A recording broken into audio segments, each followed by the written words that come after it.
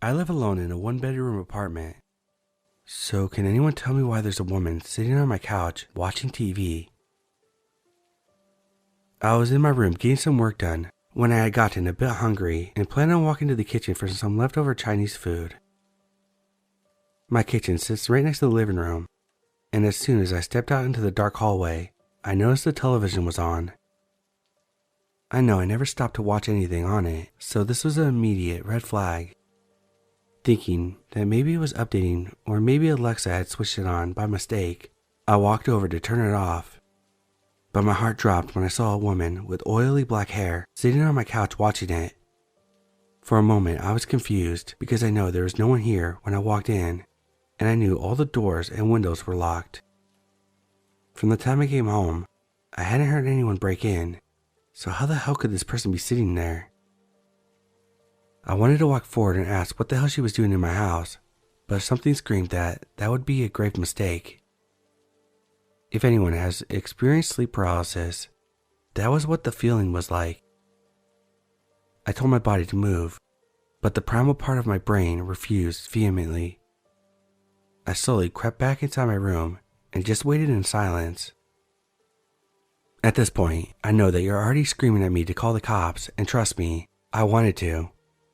Nothing at that moment would have made me feel better than to have 1 or 2 armed police officers there to deal with her so that I wouldn't have to. But if I'm being honest, I didn't want her to hear me talking. If she had walked to my room, I'd be trapped, and at that moment, I felt like that would be a nightmare. After waiting a half an hour in silence, I mustered up enough courage to at least observe and see what she was up to. Forcing myself up, I cracked the door open, just enough to see a clear view of the hallway and look at where she was sitting. If I didn't know any better, I'd have thought that she had legitimately just stumbled into the wrong house and was relaxing like any normal person. But something was off. It almost looked like she was slumped forward on the couch. Part of me wanted to believe that she was sleeping, but what I saw next shattered any hope of that. She reached a distinguishedly long arm towards the door and unlocked it from her seated position with ease. I haven't measured yet, but eyeballing that distance from my couch to the door, it had to be at least 8 to 9 feet, and that's on the low end. She slowly stood up and made a clumsy effort to walk towards it. Her body was horrifying. She was tall, uncomfortably so. If I had to guess, I'd say that she was maybe over 9 feet, with arms that touched the ground and dragged behind her. Her hands each sported roughly 11 fingers that had to each be around a foot in length. From what I remember, she was completely naked with saggy skin that hung loosely off of her extremely thin body. She was paler than I thought was possible. Her skin appeared almost gray, and if I didn't know any better, I'd think that her skin belonged to someone recently deceased. She didn't move gracefully. She dragged her massive body towards the door and raised her arm towards the doorknob to pull it open. It's almost like she had to break her own bones to complete the movement. But as soon as she pulled the door open and moved her spiny legs outside, she stopped. My blood ran cold as she slowly turned her head towards me, and I caught a glimpse of her face.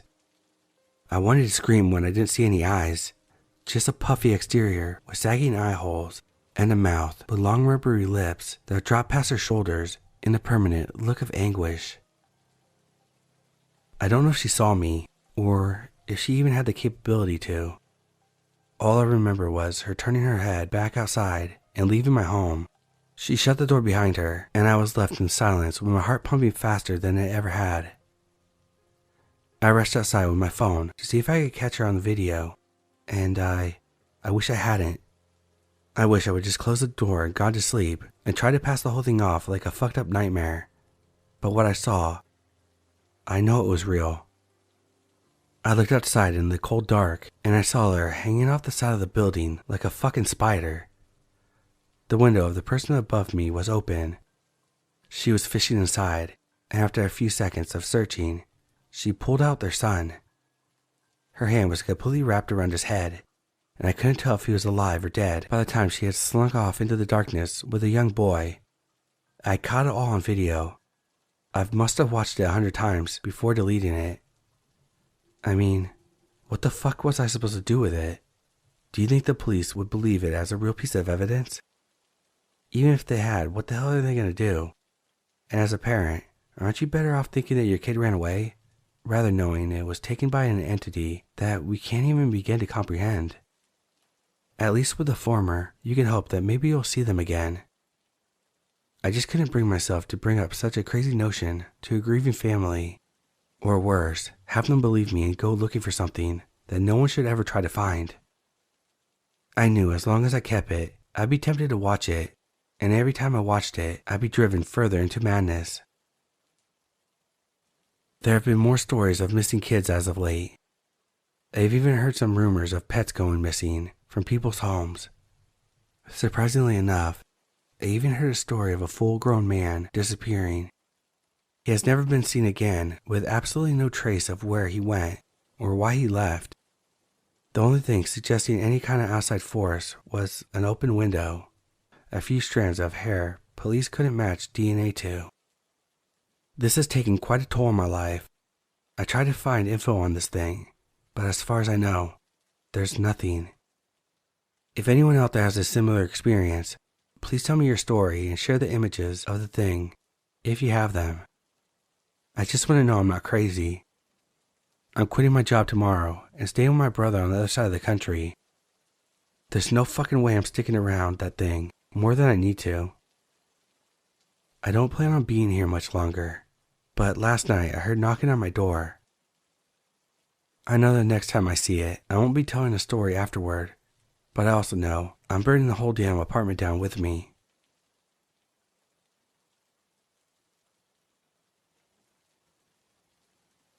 My mom was on her routine night shift at the hospital, and I knew I wouldn't see her until the next morning, probably in a deep sleep on her bed, like still in her uniform.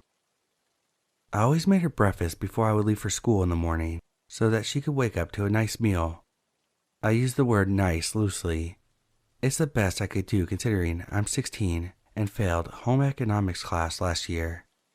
But my mom never minded toast, scrambled eggs, and turkey bacon platter left on her nightstand. We had said our goodbyes around 10:15 p.m., and I got myself comfortable on the couch with my dog to watch some TV. I turned the lights off over us to set the scene and make it feel more immersive. I got through one Dateline episode when I decided that I could enjoy the experience a little bit more if I grabbed my bong. So I went upstairs and down the long, narrow hallway that led to my wing of the house. I was the only occupied room on that side of the house. The other rooms were my dad's old office and guest room, though that room hasn't had a guest in years. Ever since my dad's passing, my mom and I haven't wanted to host other people here. Instead, it hosts the overload of clutter I find at the end of every school year, clothes that I no longer want and plan on selling or donating, paintings I worked months on but never hung up, and other miscellaneous items that aren't used but can't seem to be let go of either. I opened my bedroom door and grabbed the piece off my nightstand. It was almost a sculpture rather than a cheesy bong you might imagine when thinking of a stoner. It was about 16 inches tall and made completely out of this blue, hand-blown glass that resembled the color the ocean looks like after a series of rough waves. The glass swirled in an upward motion towards the mouthpiece that made it look like it was water, frozen in time. My favorite feature of this prized possession is its ability to glow in the dark. After letting it sit in the sun for a little bit, flakes of the glass would glow a bright green at night. I walked back down the hallway with it, then back down the stairs until I was sitting down on the couch next to my dog, Pepe. He was sound asleep as I started to grind up the green, sticky plant matter, which was generally what the name was, plant matter. It was a new strain I had just bought from my regular plug from the next town over.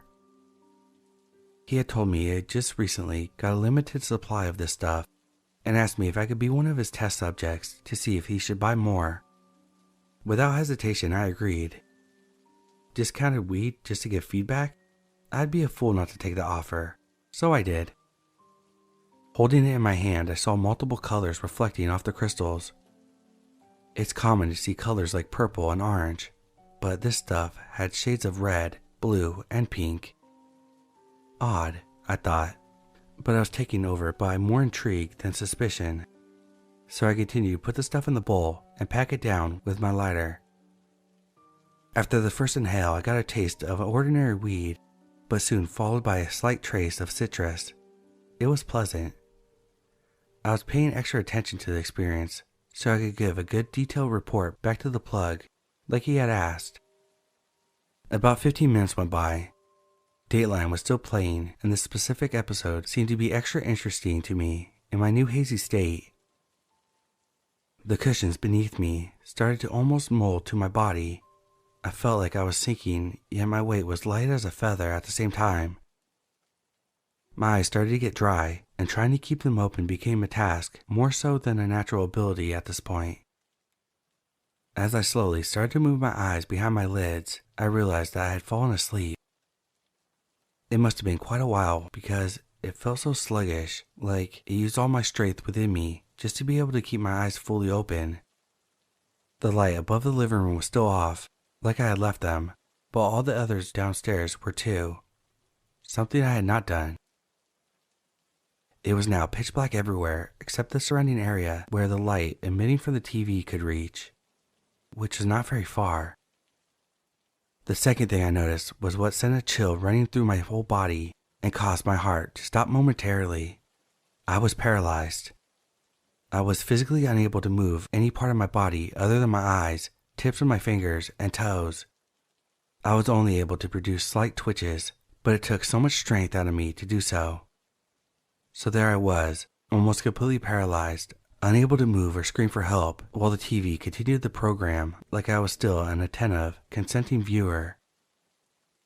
Pepe was still soundly asleep beside me, blissfully unaware of the living hell I was experiencing, just inches away from his sleepy head. I tried reaching for him. Maybe he would wake up and sense my distress and then what? I thought to myself. What the hell could happen next that would possibly help me in this situation? The answer was nothing. I felt as though Keith Morrison was now mocking me, and the couch cushions below me that once felt made for me were now stiff and cold, as if every fiber in the fabric was rejecting contact with my body. I reasonably started to panic, not because the realization of my situation was setting in, but because I heard a creak from upstairs. I knew this house like the back of my hand. It's the only house I had ever lived in. So I knew each floorboard had its own distinct creak, and this one I recognized at the top of the stairs.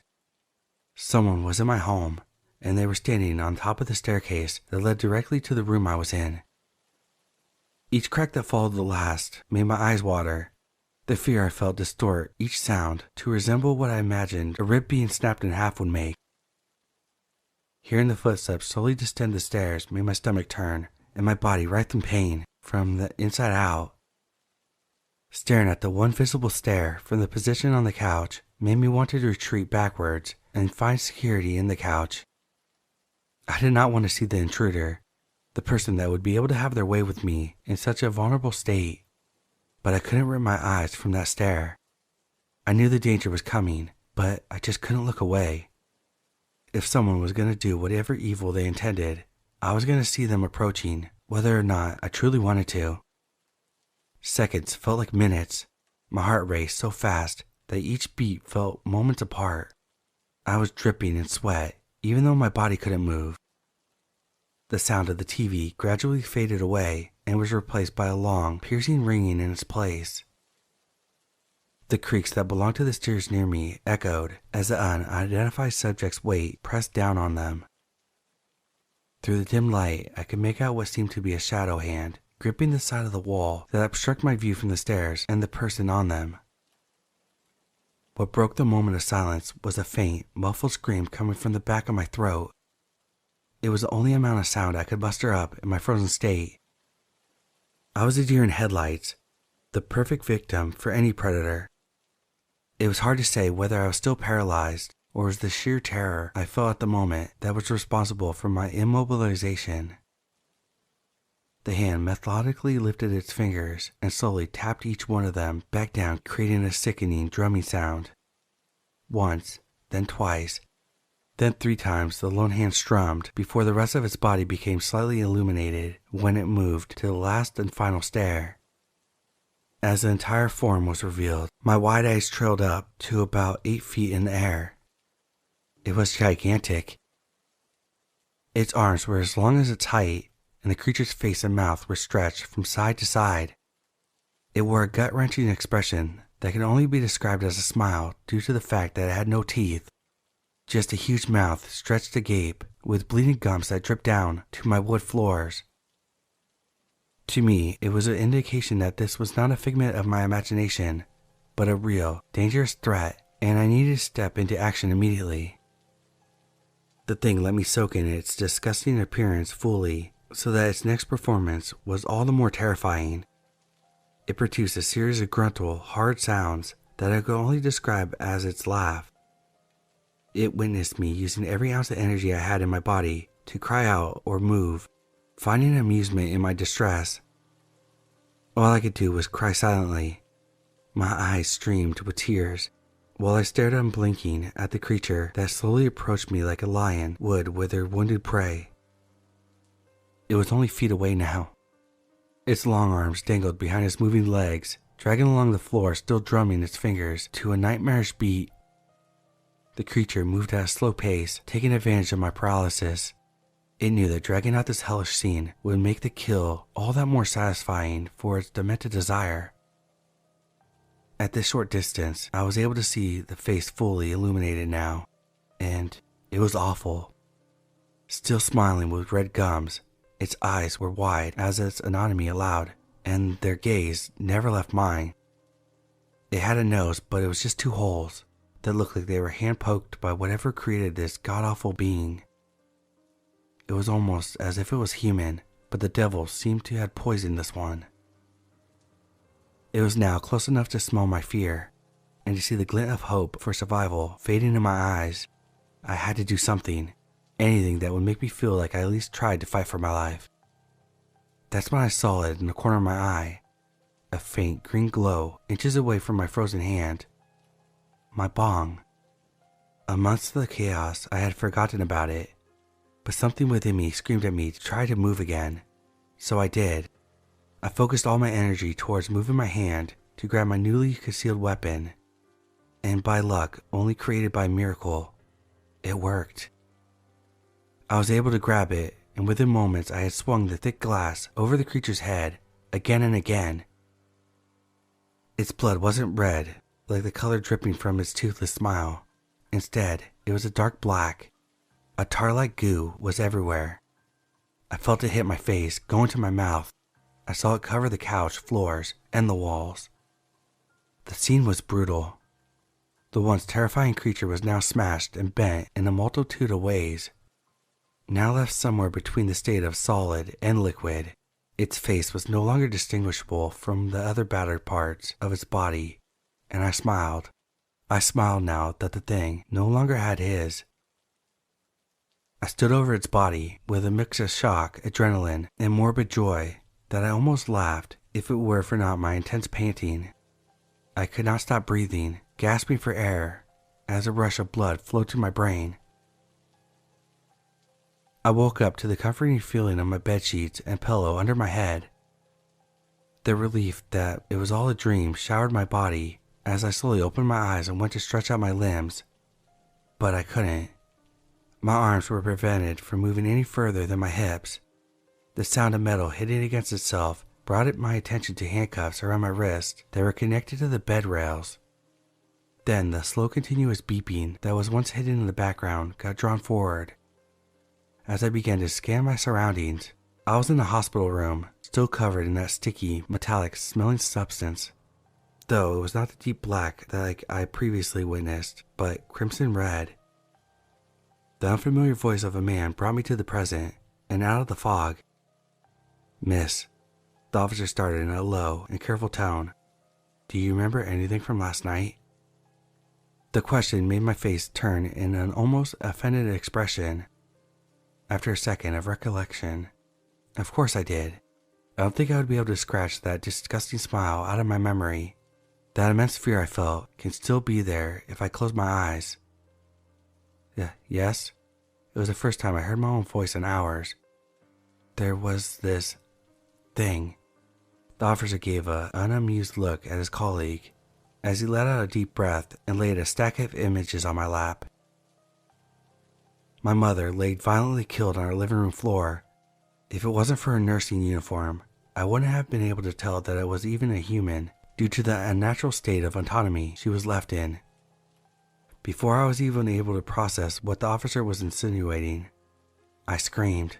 I screamed so loud that I felt my dry vocal cords rubbing against each other and let out a flood of tears that assisted the sobs of confusion, sadness, and anger. Out of my harsh cries, I recognized a haunting familiar sound. I looked to see the officer drumming his fingers on his notepad and watched as his mouth started to stretch into a distinct, disgusting, and unforgettable toothless smile.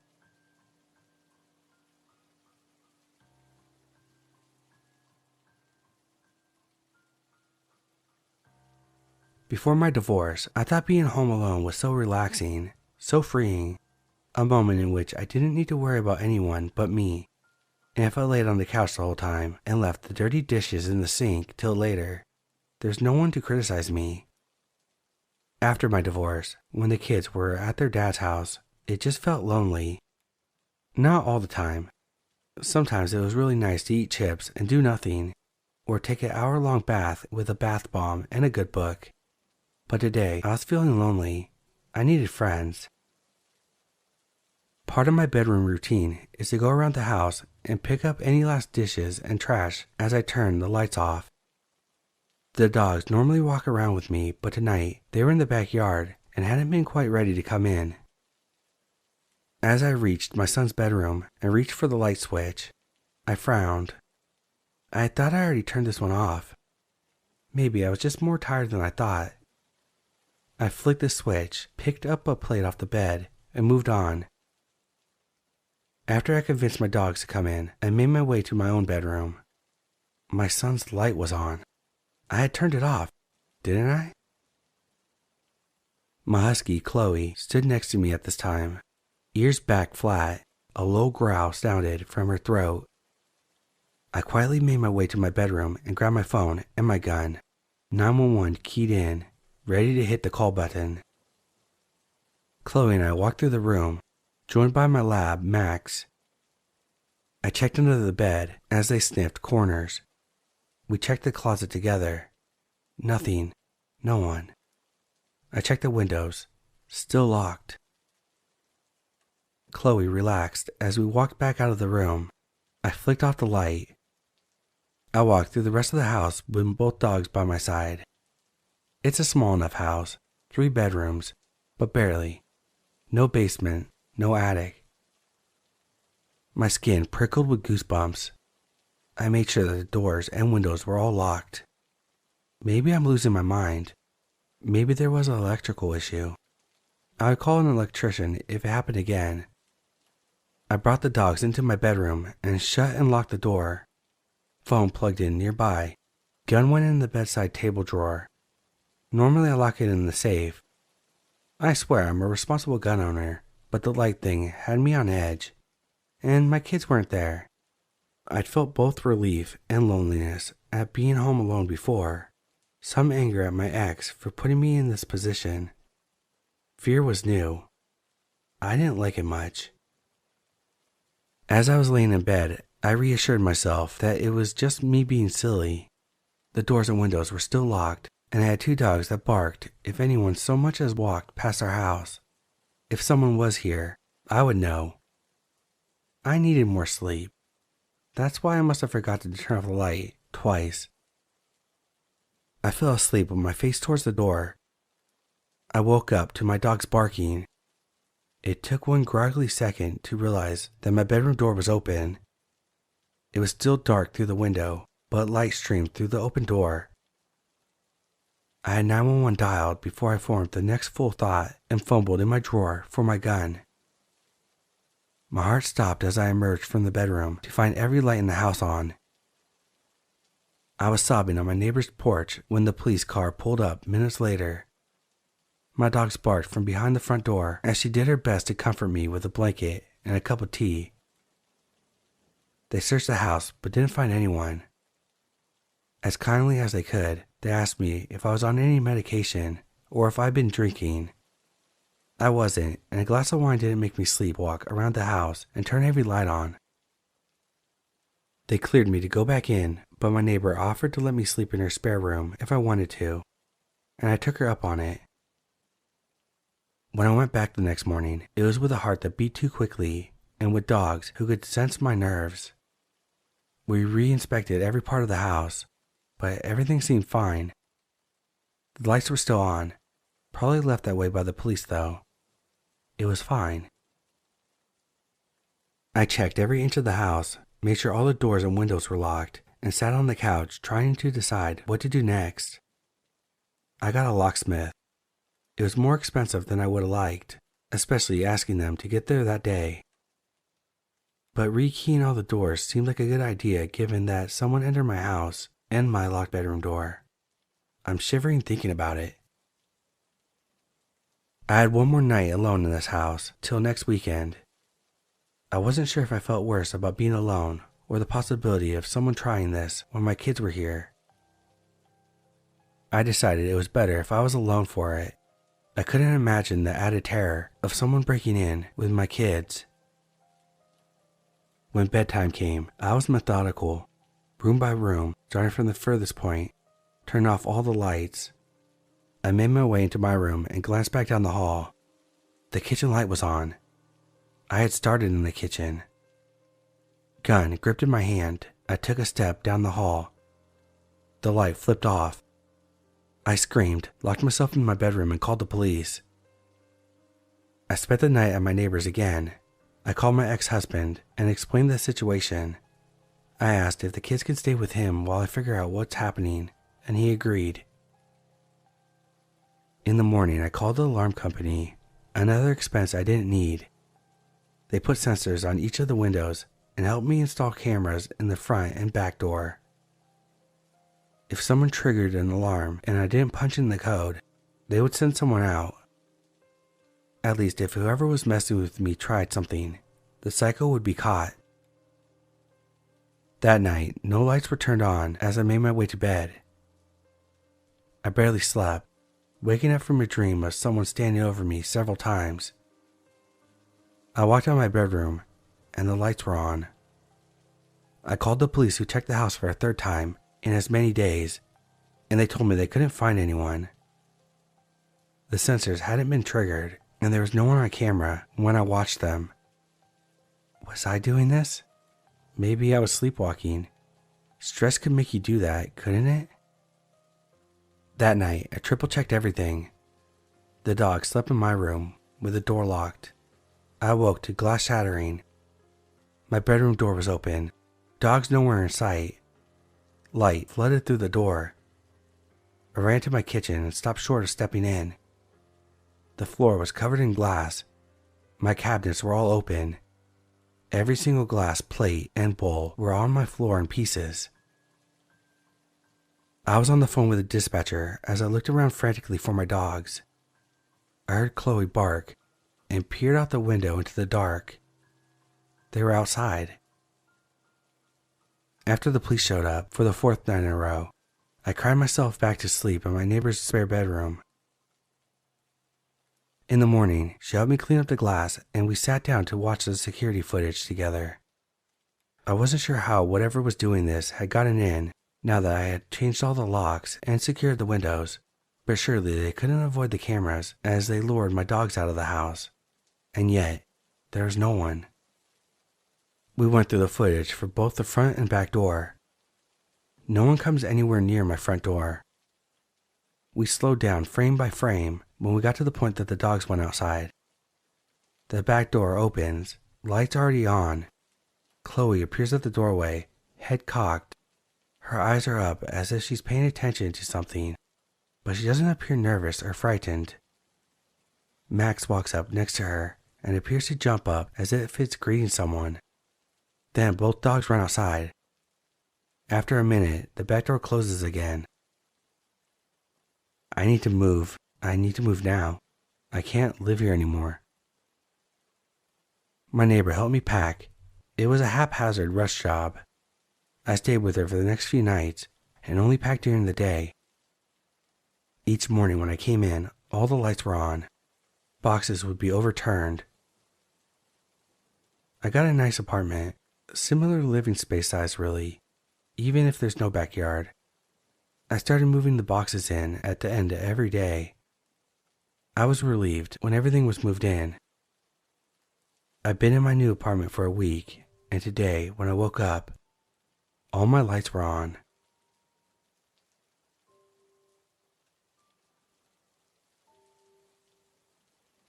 Growing up, my parents told me to never go into the basement.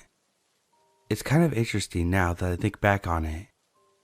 I was an obedient kid and never did anything my parents told me not to, but I also never once questioned, until very recently, why I wasn't allowed to go down those stairs. Our house was huge. My dad worked in finance, but grew up as a country boy before college, so as soon as he had the chance, he moved us out into isolation, even though this made the commute over an hour and a half into town. I loved it, especially when I was younger because we had a lot of animals on our property, some wild and some actually owned by my parents. My mom would stay home and take care of the chickens and the geese while I watched and played with them. My mom always told me not to get too close with these animals because we would sell some of them from time to time, and she didn't want my feelings to get hurt. I did my best to follow her instructions, but I have to admit, there are definitely some animals I missed when they got sold off. I spent many evenings after a long bus ride home from school, sitting out back with the animals, watching the sun go down over the wide open fields. It was more peaceful than words could describe. But out of anywhere on the acres and acres of property, the only place I wasn't allowed to be was that basement. I once tried to walk down with my mom. She went downstairs to do the laundry. I offered to hold the blankets and dirty clothes for her as she went down the steps, thinking that she would definitely appreciate the help, but I was terribly wrong. As soon as my foot hit the top step behind her, and before I could squeak out my offer to assist her, she turned around to push me back using the laundry basket. Not a hard push, but enough of one to force me back through the door into the kitchen. "What have I told you?" she said to me. "What have I said about coming down here?" I apologized and hung my head, feeling like a bad kid. She could sense that and patted me on the head. "It's okay," she said. "Just don't do it again, okay? You need to stay up here. Why don't you go see if any of the chickens had laid their eggs?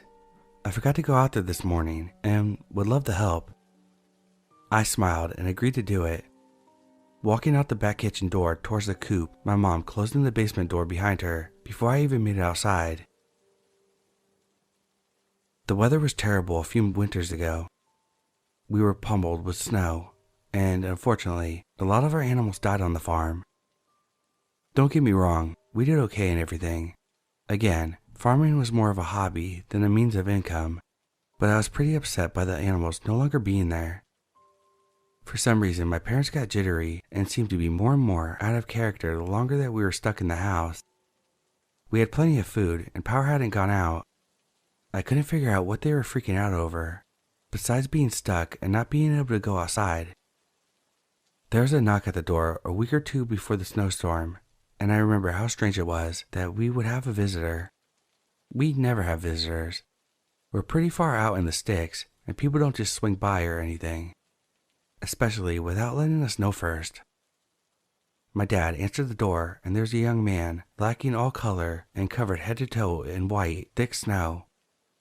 He thanked my father graciously for opening the door and explained his situation. His car had broken down about 6 or 7 miles up the road, and he didn't know where to go.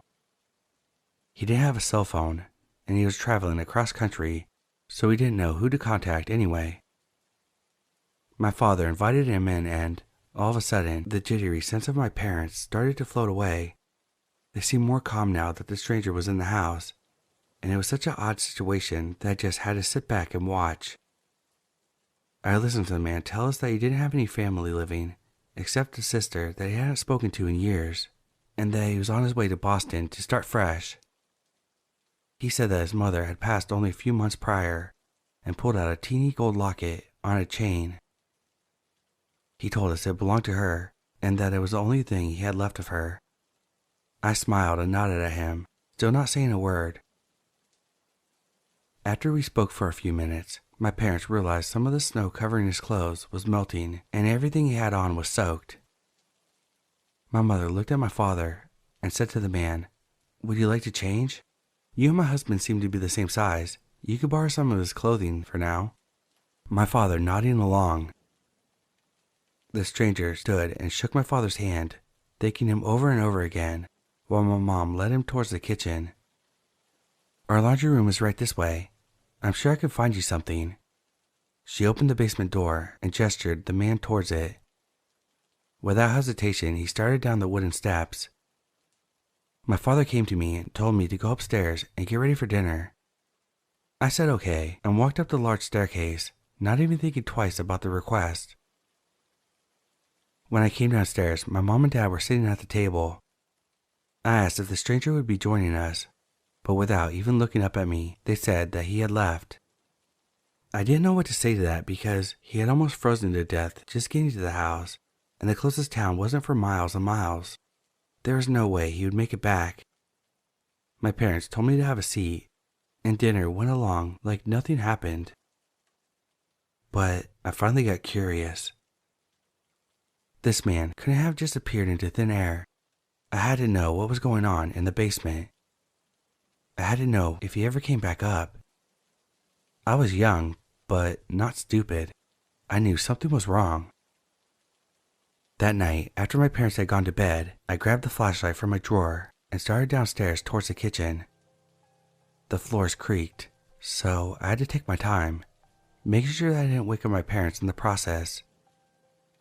When I finally touched the tile of the kitchen, a small wave of relief came over me, and I took a break to steady my breathing, seeing as how I'd been holding my breath as I moved across the hardwood. I finally reached the knob on the basement door, checked around me one last time, and opened the door with a creak. I placed my foot on the top step, which felt much older than the stairs. The air as I headed down smelled sweet, but a foul kind of sweet. I couldn't quite put my finger on it. I came downstairs to the concrete floor and listened the best I could. Silence. Nothing. I flashed the light around to see the washer and dryer, just as I expected, and some boxes of what I remembered to be old clothes and such, but nothing really out of the ordinary. I was turning to head back up the stairs, now feeling silly and actually pretty sour with myself for not listening to my parents when something shiny caught my eye. I turned my flashlight on it and walked over where it lay on the floor. It was the golden locket the stranger had shown us, from his mother. I picked it up and leaned myself against the wall to examine it further, when the wall started to move with my shifting weight. I jumped back, frightened, and shined my flashlight on the wall, realizing that it was, in fact, fake.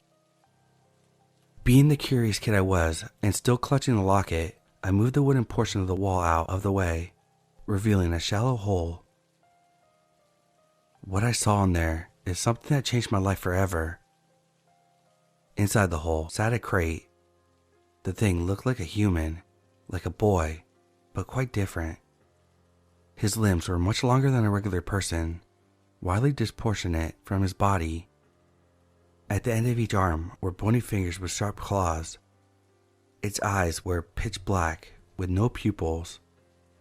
It was a hairless beast, and its ears were simply torn holes in the side of its head. The mouth stretched across its face into a large sharp-toothed grin. It had no clothing besides a small cloth covering its lower abdomen.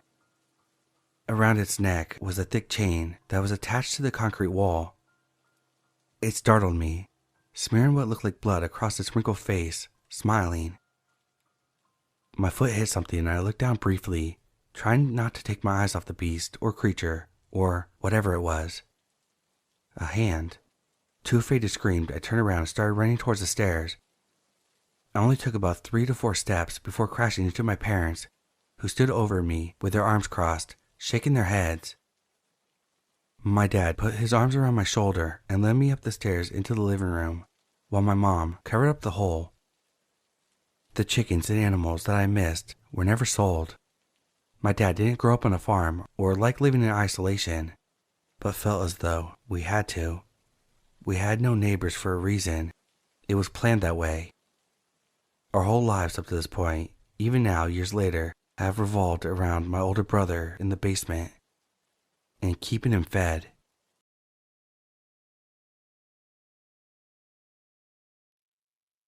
So, there's this database in my hometown of local 911 calls. I like to listen to them every so often, usually when I'm working or doing chores or whatever. They kind of satiate my morbid curiosity of what goes on around this shit town. Most times, they're just ridiculous complaints made by whiny people, noise complaints, someone lighting off fireworks, or I saw some mysterious figure entering the front door of a home. Someone entering their home in a black hoodie does not make them dangerous, Karen. Other times, they're just flat out hilarious. You have people calling in because they lost their shoes in a river, or someone's fat ass got stuck on a water slide at a pool downtown, or they report seeing a bunch of raccoons stealing food. You know, that type of ridiculous shit. However, there's a phone call that was archived years ago, about 2017, and it was weird. I'll let the call speak for itself. I found some context to go along with it. I'll include those too. This is a transcript of a 911 call from the residence of Mary, located in Iowa. The call came in at 8:43 p.m. and responders were dispatched within 58 seconds. They arrived at scene at 8:56 p.m. 911? Yeah, hello. Hello? I see something. Someone outside. Who do you see, ma'am? It's someone out there, I think. Just standing. He's been there for a long time. Help. Ma'am, can you tell me what you see? Do you have any details? Inaudible. Breathing and a slight shuffling can be heard. Ma'am, I can't quite understand you. Yeah. Sorry. I'm looking outside. He's kinda hard to see. He almost looks like a mannequin, if that makes sense. He's just standing there, not really moving. He looks naked, but it's dark. I can't really make him out. Please, just send someone over here, please. Don't worry, ma'am. We'll send someone out for you. What's your name? My name is Mary. I'm 17. I'm staying with my mom, but she's working late tonight. She won't be home until about 11. Please, send someone. Okay. Sweetie, don't worry. We already sent a couple officers to your location. They should be there soon. Please, tell him to hurry. This guy is creeping me the fuck out. Is the man doing anything aside from standing there? No, he's been there for 5 minutes now. Are the doors locked in your home? Yeah, they are. Let me double check. Sounds of moving throughout the house is heard. I'm here, hon. The police will be there soon, okay? Ma'am, are you there? Fuck! Ma'am, is everything okay? He fucking moved. Ma'am, please tell me what's happening. The guy out there just moved closer to my house. He's just standing there at my downstairs window. Help! Don't worry, sweetie. It shouldn't be much longer for the police to arrive. Are you in a closed room? Yeah, I am. I'm in my room. My door is shut. I blocked my door with my nightstand. Good. Keep away from the window. And if you have a closet, go into it until the police arrive. Alright, I can do that. Holy shit. Ma'am, are you in the closet? I can't see his face. It's like all fuzzy. His whole body is all blurry. Ma'am, please wait in a safe place until the police arrive. God damn it. I'm gonna die. I just know it. I'm gonna die. It's okay, hon. They're almost there. Wait a minute. He's gone. He's not down there anymore. Don't worry, sweetheart. The police are a block away. The lights in my house went out. It's okay. Hold tight. They're almost there. Are you okay? No, I'm looking outside. I don't see anything. Everything is dark. Is there a power outage in the neighborhood? Hold tight. Do you have any flashlights or a light on your phone that you can use? Yeah, I do. A buzzing noise can be heard for approximately 10 seconds on the feed, but the caller and dispatcher cannot be heard during this time. Do you hear that? It's so loud. Ma'am, I'm afraid I can't hear anything. It's like locusts. It's so loud. It's coming from outside. What's going on? What's going on? It's alright, sweetie. The police are there. You should be safe to come out now. I don't see any police lights. I don't see... Holy shit! Holy shit! What is it? Tell me what you see. Inaudible. A slight breathing can be heard. Ma'am, are there officers at your location? Ma'am. There's fucking more of them outside. Ma'am, can you elaborate? There's more of them. There's like 20 out there. Help me. Where are the fucking police? In the lower tone, the dispatcher is away from the microphone. What do you mean she isn't there? You don't see anything on the property? Do you have the right address? Ma'am, they're at your location. Do you see any officers? I don't see any police. I just see the fucking people outside. They're not moving or anything. They're just staring at my house.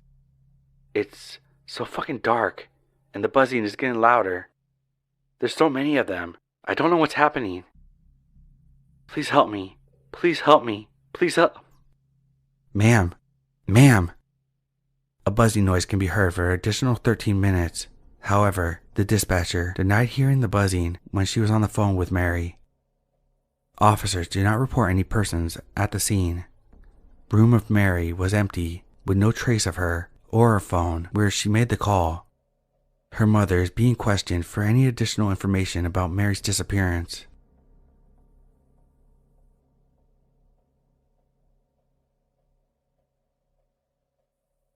It's kind of a running joke in my office that I always get the weirdest calls, and it's true.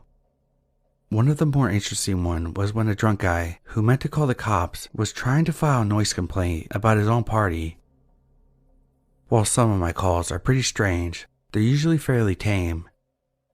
I've been pretty lucky because I haven't had too many disturbing or sad stories to tell from my years working as a 911 operator. If you're looking for something like that, I can point you to several of my colleagues because, unfortunately, there's no shortage of those in this industry. The call that particularly sticks in my mind is one that I had a year or two ago. I can honestly say that it was the most frightening experiences of my entire life, and I think it's going to stick with me forever. It had actually been a fairly slow afternoon that day. I know it sounds kind of insensitive, but if you're not taking the call, this job can get pretty boring. I got stuck covering my friend's evening shift, and I didn't expect things to get more interesting. I was counting down the minutes till my shift ended when a call came through my line. I put my headset on and ran through the usual script. 911, what's your emergency? I think there's someone in my house. The voice sounded like it belonged to a young child. My heart sank. Calls from children always were the worst. We were trained to get as much information from each caller as possible. This makes it easier to more fully understand the situation, as well as figure out what emergency services we need to dispatch. What's your name, sweetie? I kept my voice calm and upbeat. There is no need in scaring them any further than they undoubtedly already were. Elizabeth, she said softly. I think she might have been crying. That's a beautiful name. Mine's Amelia. Even though I didn't show it, I was beginning to get nervous. This is very important. Can you tell me what's happening right now? The line was quiet for a moment, but then Elizabeth started talking. I think someone's in my house. Where are your parents? I asked. They're not home. I'm not sure where they are. I was pretty angry when I heard this. What kind of parents leave the little girl home alone this late at night? Is there anyone else there with you? Yeah, I think they're looking for me, Elizabeth began, but her voice abruptly stopped at the very end of her sentence. Had it not been for her quiet, frightened breaths, I would have thought she, or whoever else was there, hung up. They said my name. She was definitely crying now. Where are you right now? I heard a door close. In my parents' closet. She spoke a little louder now, probably thinking the intruder wouldn't be able to hear her from in there. I hope she was right. I was glad that she knew to hide. A lot of kids freeze up in dangerous situations like this, especially if their parents or older siblings aren't there. I asked her for her address, which she gave me, but for the sake of privacy, I will only say that Elizabeth's house was in a fairly nice neighborhood in my area, and it wasn't too far from the police station, which was very helpful. Elizabeth, just focus on my voice. I need you to try to relax. I'm sending the police to your house right now. They should be there in about 5 minutes. Can you hold on until then? Even though I would usually get a little more information about the intruder, I always tend to err on the side of caution when children call 911. I'd much rather send someone to have a false alarm than risk their safety. Elizabeth did not answer my question, and it took her longer than I was comfortable with to respond. When she did, it was only one word. Listen. I heard the phone crackle as she brought it away from her ear and held it in front of her. At first I didn't hear anything, but as I focused on the background noise, I noticed a lot of whispering. I couldn't tell what they were saying, but it definitely sounded like it was coming from more than just one person. I hoped that the police would get there on time. As much as I help people in my job and as many lives as I saved, it's always so frustrating that I can't do anything myself other than wait and talk. Elizabeth's voice came out in hushed sobs. He's coming up here. Please help. The police are almost there. I need you to be quiet so he doesn't hear you. You're gonna be okay. Sweetie, I promise. She seemed to calm down a bit. Everything was quiet for a moment, save for the whispering, which was much louder now. I still didn't know what they were saying, but I was sure it was coming from multiple people. I could pick out at least 3 distinct voices. When I heard a door creak open through the phone, my heart leapt. Elizabeth screamed, and I knew that the intruders had found her. I was so scared for her, and I desperately hoped that someone would be there to help soon. Are you okay? I need you to tell me what's going on. I was trying and failing to stop my voice from cracking. I couldn't let her know that I was afraid. There's a man, Elizabeth whispered. He's got really long legs and a really big smile. My imagination was running away from me. I pictured this poor girl alone in the closet as an impossibly tall man towered over her. I heard another voice coming from somewhere in the house and someone yelling, "Police!" Thank God, I could hear Elizabeth crying as the whispers intensified. I still don't understand how she only saw one person. There had to have been more than 4. He isn't touching the floor. The line cut off. I frantically tried to re-establish the connection, but no matter how many times I tried, I was met with only silence on the other end. I would like to close this message to any parents reading this. Please, please, don't leave your young children home by themselves. I haven't heard anything about Elizabeth or her family in the years since this happened. The police only found the phone.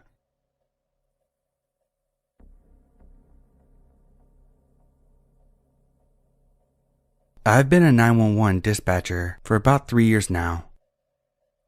I don't know how my life eventually led me to work in this field, but somehow it happened. As you can probably imagine, it's not the best job to have. The pay is not good at all, and it's definitely not worth the emotional roller coaster that comes with it.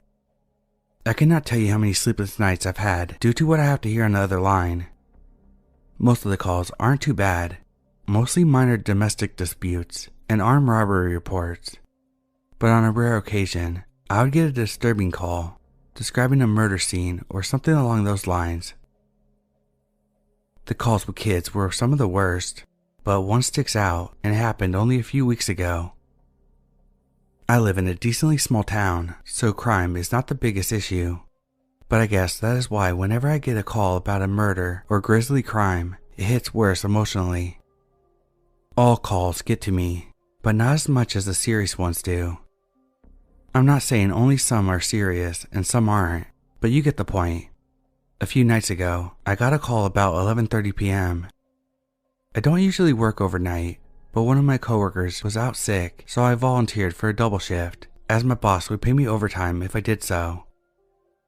I'm just sitting at my desk, daydreaming about whatever, when I get the call. I brace myself and answer. This is what was said. 911. What's your emergency? God, please help me. Please stop her. I was caught completely off guard by the caller screaming into the phone, and immediately was put on edge. The caller was a man, as I could tell from the deepness in his voice. I already knew that it was not routine, and I immediately tried to calm him down to find out where he was, and to send police, fire, EMTs to his location. Sir, calm down. I need you to tell me where you are. 612 Yoker Street. Please send somebody. I have an intruder, and she's trying to kill me. Yoker Street was near the edge of town, so it would take the police at least 10 minutes to get there. I had to get the information from the caller to inform the traveling officers about what they would be dealing with if things escalated. Police are on their way. Are you hurt? No, but she wants to hurt me. She's destroying everything in the house, and she's screaming her fucking head off. Through the phone, I can hear muffled screams of the girl. It was now apparent that the intruder was inside the house. Is there anyone else in the house besides yourself and the intruder? No. I was alone before she broke in. Okay, I need you to listen to me carefully. Lock yourself inside a room and hide. Stay on the line with me. I'm already locked inside the bedroom and hiding under the bed. Okay, good. Tell me what happened. I don't know. I woke up and heard things rattling in the living room. I got up and investigated, and there's a girl standing there, fiddling with one of the cabinets. I tried to quickly return to my room and call for help, but as soon as I moved, she noticed me. Once she saw me, she screamed so fucking loud and charged at me. I sprinted back to my room and slammed the door shut. I locked it. Is she near the room? No, I don't think so. We both then hear a loud bang, and the man gives out a fearful cry. Oh God, she's now pounding on the door. Through the phone, I could hear rhythmic thumps on wood. Now I knew the situation was becoming dire. Most intruders, if caught by the house occupants, will usually try to flee. This intruder has not left after being seen. She was now trying to kill. Please tell the police to hurry.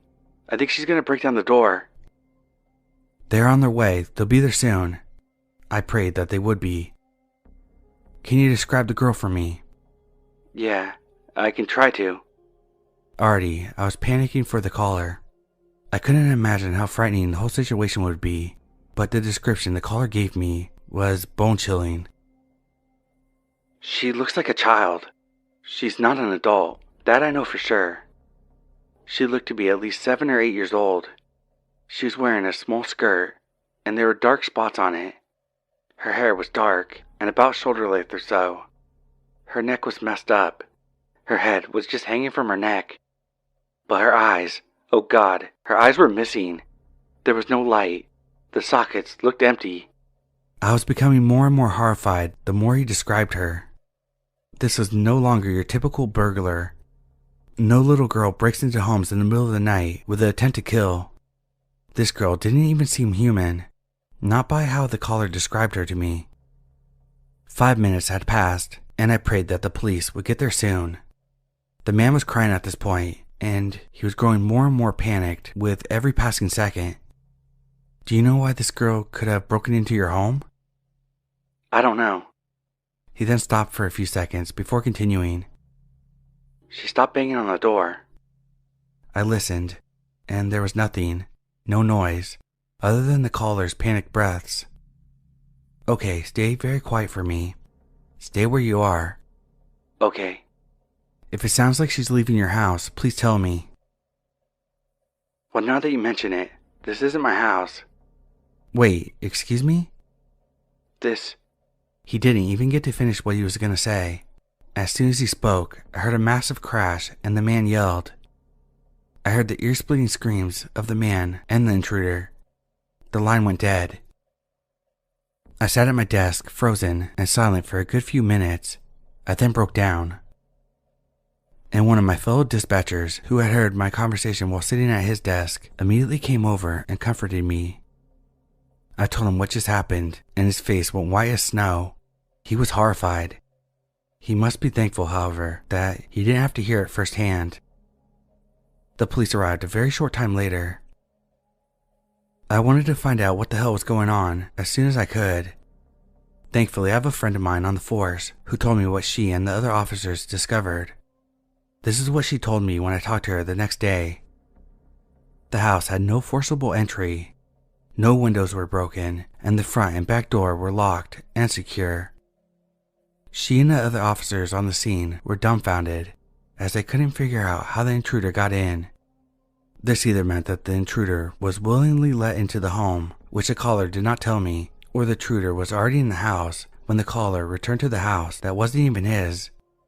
Nevertheless, the cops were eventually able to pry open the window and get inside to check on the caller. The house was a mess. Everything from picture frames to glasses to even the refrigerator were wrecked.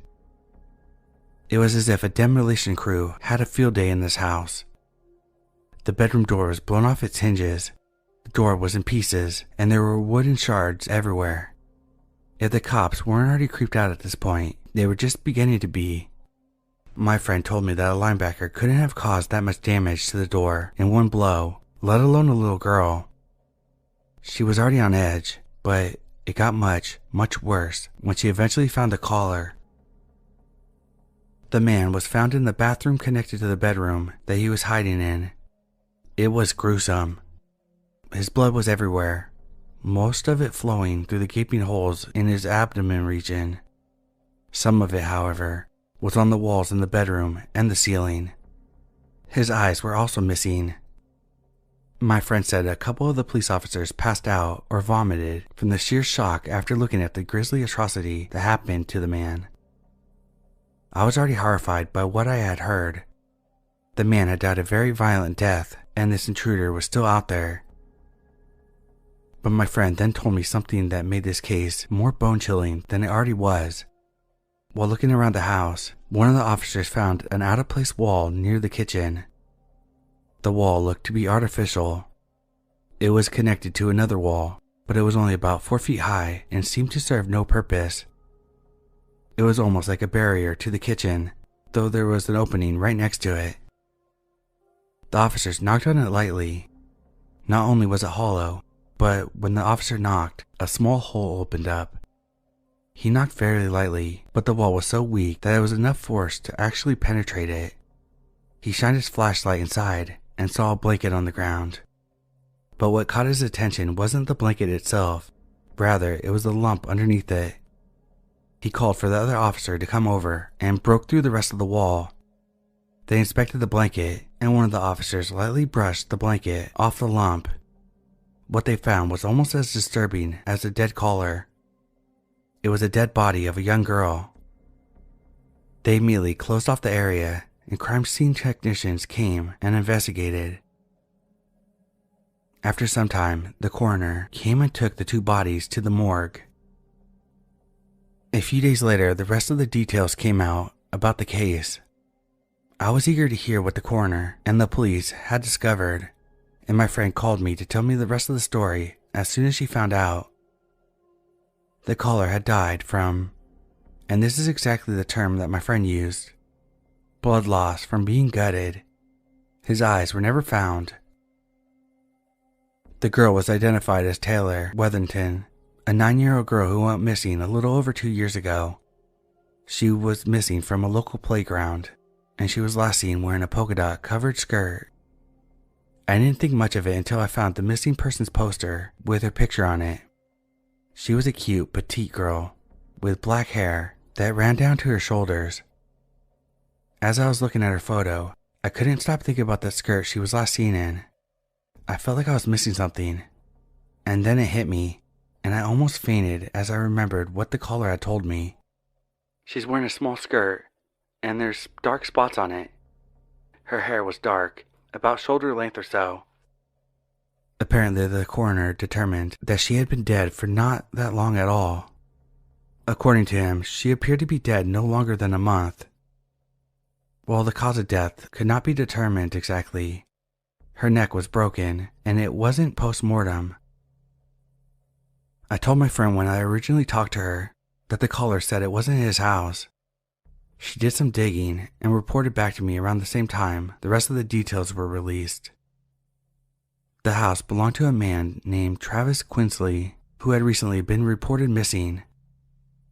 He had apparently told his family that he was going on a trip to Canada, as he had a few friends that lived up there that were going to have a guys' week. However, he did not return when he was supposed to. During this time, his family would rotate house sitting. His brother, Colby, was the caller. I know what he looked like. His photo has been shown on the news a couple times since his body was identified, alongside a missing child. He was a young man with straight strawberry blonde hair and a decent build. After talking to my friend, I looked up a picture of what Travis looked like. If he was missing, I wanted to at least have an image of his face that I could put into the back of my mind. My heart dropped when I saw the picture of him with his brother on one of the social media accounts. It was captioned, "Back with the twin." He looked exactly like Colby.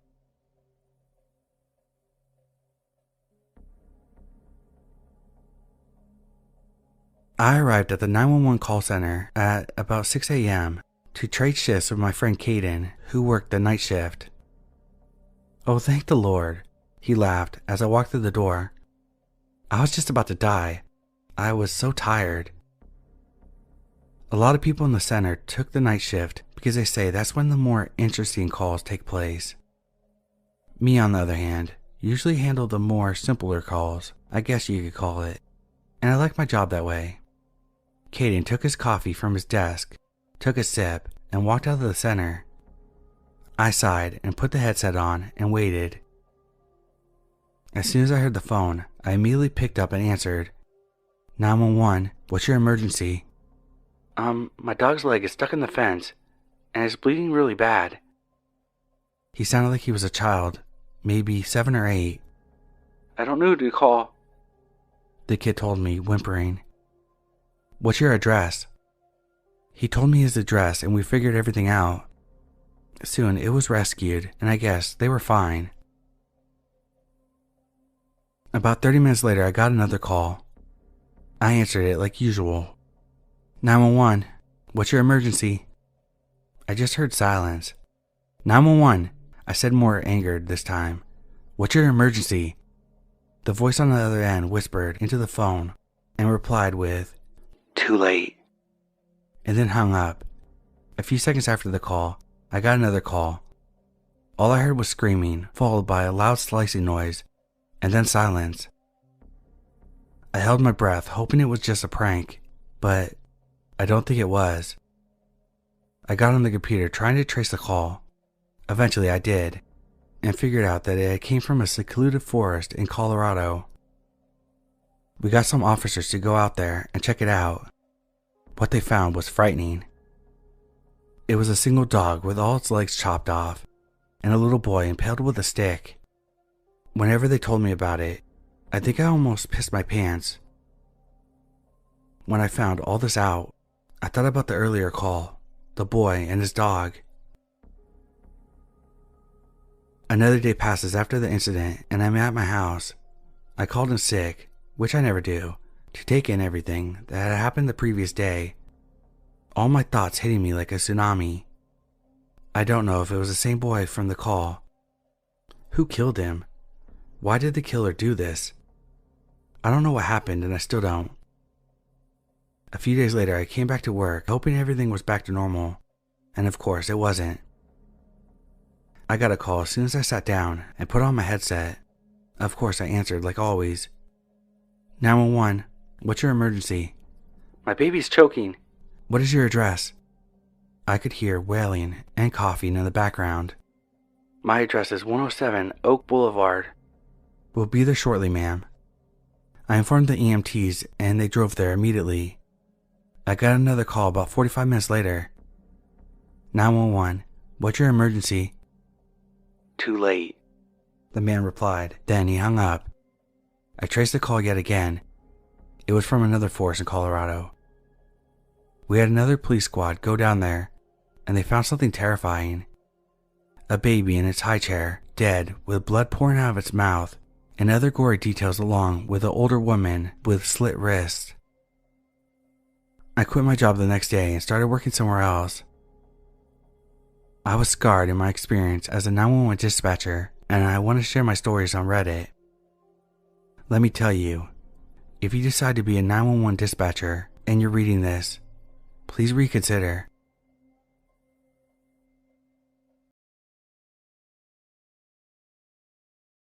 Disney World's Toontown was my first job out of high school, and at the beginning, everything was great.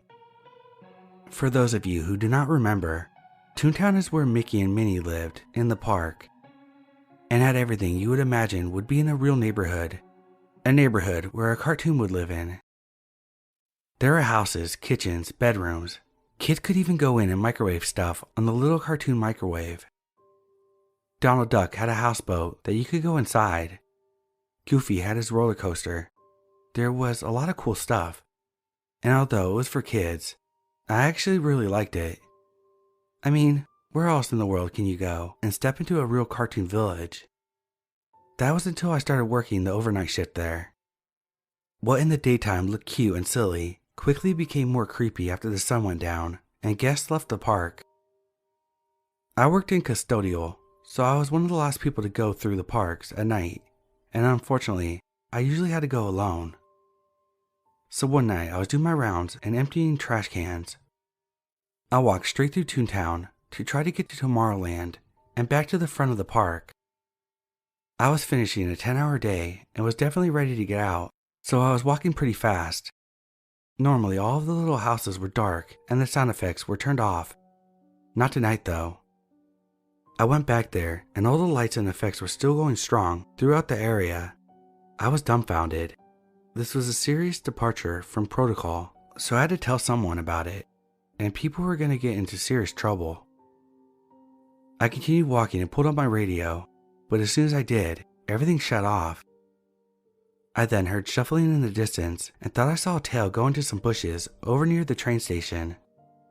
I figured it was probably just a raccoon or something. The area back there was completely surrounded by national forest, and animals turned up all the time. So I completely forgot about it and went on with the rest of the night. During my shift the next morning though, I heard some very disturbing news about the area. A rat was found gutted and smeared all over Minnie's house's floor. The official story was that it was killed by a possum or two, but the amount of carnage involved seemed suspicious to me. Anyways, it was business as usual, of course. The amount of situations at the park that could happen before there's any change in operation is truly astounding. That was until later in the evening when I saw a batch of policemen and security officers crowded around Main Street strategizing something. For that amount of them to be gathered around one place meant something definitely must have happened. I found one of my leaders standing over on the sidewalk, staring over at the group.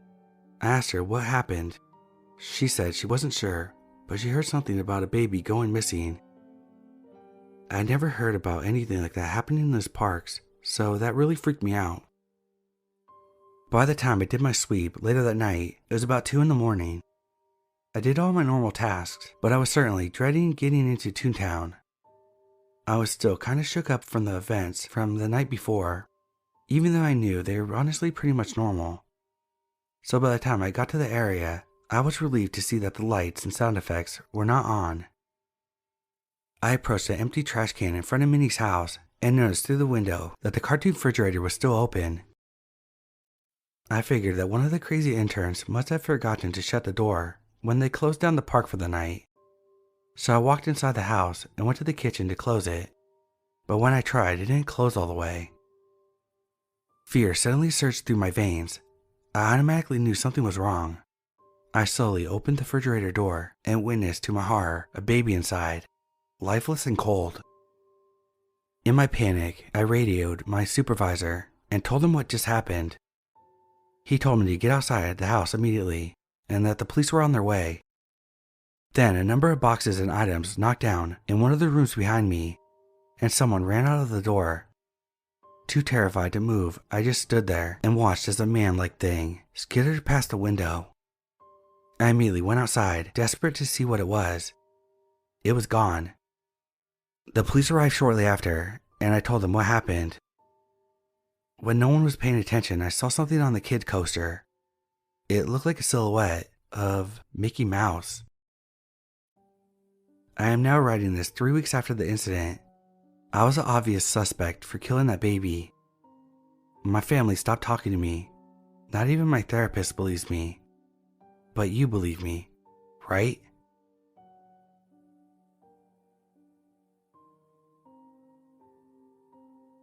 I worked security at Disney World, the happiest place on earth. Typically, I wouldn't say where I work, as obviously there's pretty strict rules about things employees can put online. But I just don't think I could tell this properly without that context. And honestly, I think this may be it for me anyway with this job. I just can't see myself working here any longer now. I had been with this company for 23 years. The first 20 years, I worked in the parks, nabbing shoplifters and rounding up people who were drinking too much for the heat. Occasionally, there'll be a fight to break up, but people usually kept it pretty mild. The heat and walking was getting too much for me the last few years, so I asked to be transferred somewhere with AC, and the company moved me to one of their resorts. While the working conditions were 110% better as far as the climate and comfort go, the guest issues were trickier, mainly domestic. I guess the expense and stress of vacation got to a lot of people, and I'd be called by neighboring rooms because some mom and dad were yelling at each other. I tried to suggest they take a nap or go do separate activities for a bit, and that would usually calm them down. But none of that is what I'm here for. I've got to get this out while I still have time. 3 days ago, I got a call from management. Apparently, a couple days before that, housekeeping had went into a room that should have been turned over that day. Turned over is when a guest leaves by about 11 a.m. and the next guest checks in about 3 p.m. All the guest items were still in the room. Housekeeping made a note of it and moved on. But during the next 2 days, when they entered the room, everything was still there and untouched. I went to go check it out, and sure enough, there was an empty room full of luggage, clothes, snacks, some toys, everything a family would need for vacation. The manager had already looked up the previous reservation, and it was for a family. Dad, Mom, 2 little kids. I tried to call their phone numbers they had given, but all I got was voicemail. We were a bit stumped, so I made the call that housekeeping should clear the room and take the family's personal items to be held until we got in contact with someone. I went digging into the reservation more. The family had arrived 5 days before housekeeping discovered all their stuff. I found that the family had paid a parking fee and their vehicle description was listed. A quick walk in the parking lot and I had easily located their vehicle. So that ruled out a car accident or deciding to just leave all their stuff behind. Next, I saw that they had bought a dining plan. This is where guests prepay for all their food. They were given a certain number of credits to use for meals. This family had only used 3 credits, and the last one was 2 days after they checked in. It appeared that the day they arrived, they got here late and probably just stayed on the resort. The next day, they used 2 credits at Epcot. The second park day, they had just used 1 credit at Magic Kingdom, and it was at breakfast time. Now at Disney, we have something called Magic Bands. Magic Bands are worn by guests and act like a room key, parking ticket, credit card, dining reservation payment, fast pass, and more. It took some work, but I was finally able to look up the family's fast pass history. The day that they went to Magic Kingdom, they had breakfast at a restaurant in the park, rode a couple rides, and then rode their last ride. It's a Small World, around 11 a.m. Then nothing. Finally, it was time for me to bring someone else on this. I called an old co-worker at Magic Kingdom and asked him if he could pull security footage for It's a Small World at the time they wrote it, and I made my way over there.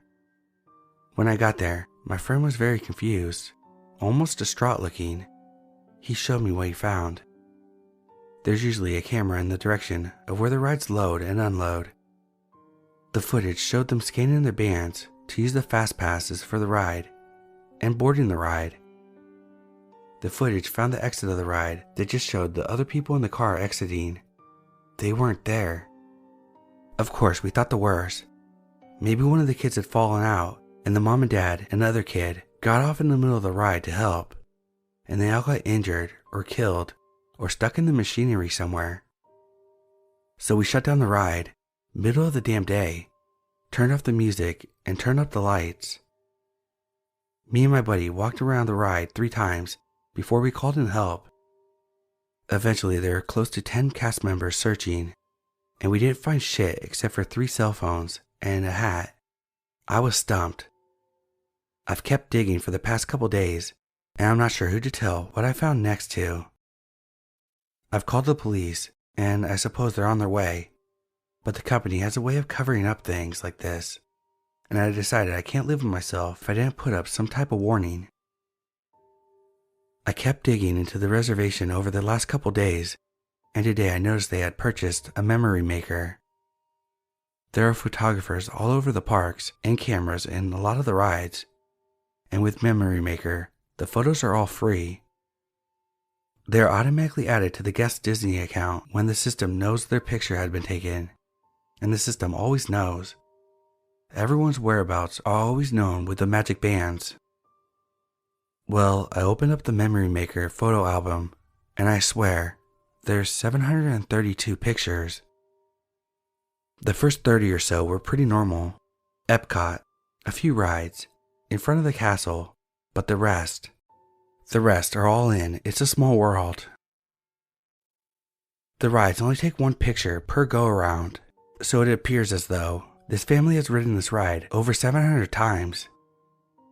The first picture was pretty normal. Everyone looked happy. It was a busy day and a full car of guests. The next one is rough to look at. The car is empty except for this little family, and they look so darn confused. The next 10 or 15, I can see the dad getting angry, yelling. Mom is holding on to those kids like her life depends on it, and you can see that the kids are getting increasingly upset, crying. As it goes on and on, about 50 or so, it looks like they're trying to get out. In one, the dad is missing. In another, they're all gone. Maybe like they tried to bail early in the ride and tried to walk out. But the very next one, they're right back in that damn car.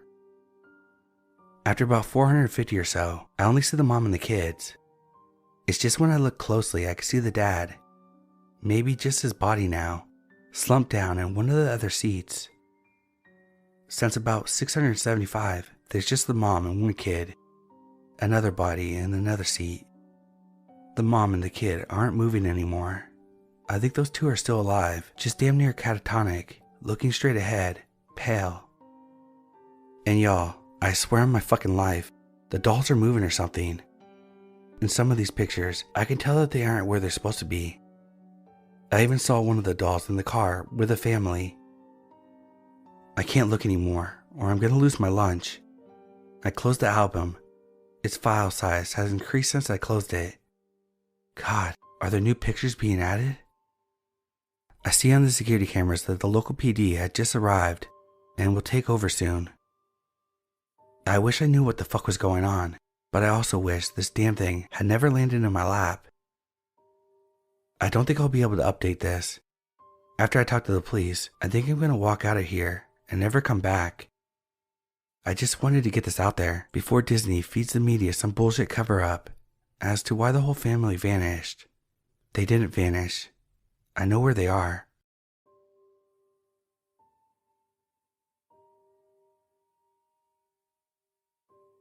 So, I visited Disney constantly when I was younger.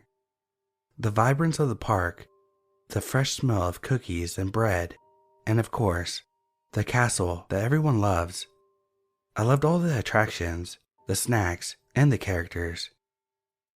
Of course, those things were meant to distract you from the deep dark secrets below ground, the halls for the garbage, and the endless amount of sick. I can go on, but there's one vivid fact that lingers with me since I left that hell on earth. No one dies at Disney. I had applied to work in the Orlando park when I finished my bachelor's, and I got lucky out of a few dozen. Sure, it was a janitorial job, but nothing gave me more of a thrill than working at the same park that basically housed my childhood.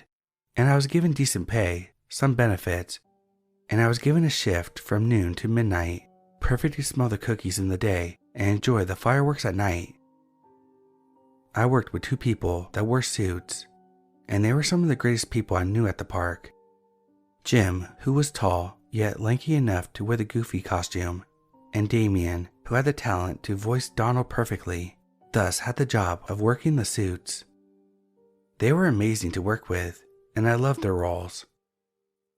Of course, they were a little older than I was, so they knew more of the park than I did. When I was just starting working there, Damien was given the task of showing me around the underground. "Oh yeah, bud, you'll love working here. Of course, you'll be down here most of the time, but you'll get used to it." Damien was the giddy one with lots of energy, so I had to keep up and pay attention simultaneously. He showed me the security room, the suit room, the medical room, and the garbage disposal machine, where we had to wear masks to dispel the smell. At the end of our tour, we passed a door that seemed a bit off. There were many locks on it, and what seemed like padding surrounding the door frame. I asked what the door's purpose was, and Damien stopped. His normal cheerfully boisterous demeanor shattered. He spoke with fear and resentment. "Don't enter that door. Don't ask, don't wonder, don't attempt. Let's keep going." I was kind of scared after that, but I followed his orders. I enjoyed the work I was given despite the area, and tolerated it for a while. The annual fireworks for 4th of July was happening later during that shift, and I helped Damien and Jim into their new suits. The suits were different than the others, since they were made with dry fur and had plastic gloves and eyes. Jim didn't like his suit very much, but had to wear it since it came with a raise, and Damien didn't care. They were just going to stand on a raised platform and wave, so it didn't really matter what suits they wore. I was a bit concerned for them, but they reassured me that it was going to be fine. I wish I convinced them to think otherwise. Later on, the fireworks were lighting up the starry night into a blaze of glory. The kids and the parents alike enjoyed the view with their pals Donald and Goofy waving above. I was cleaning the underground during this time. Then something happened.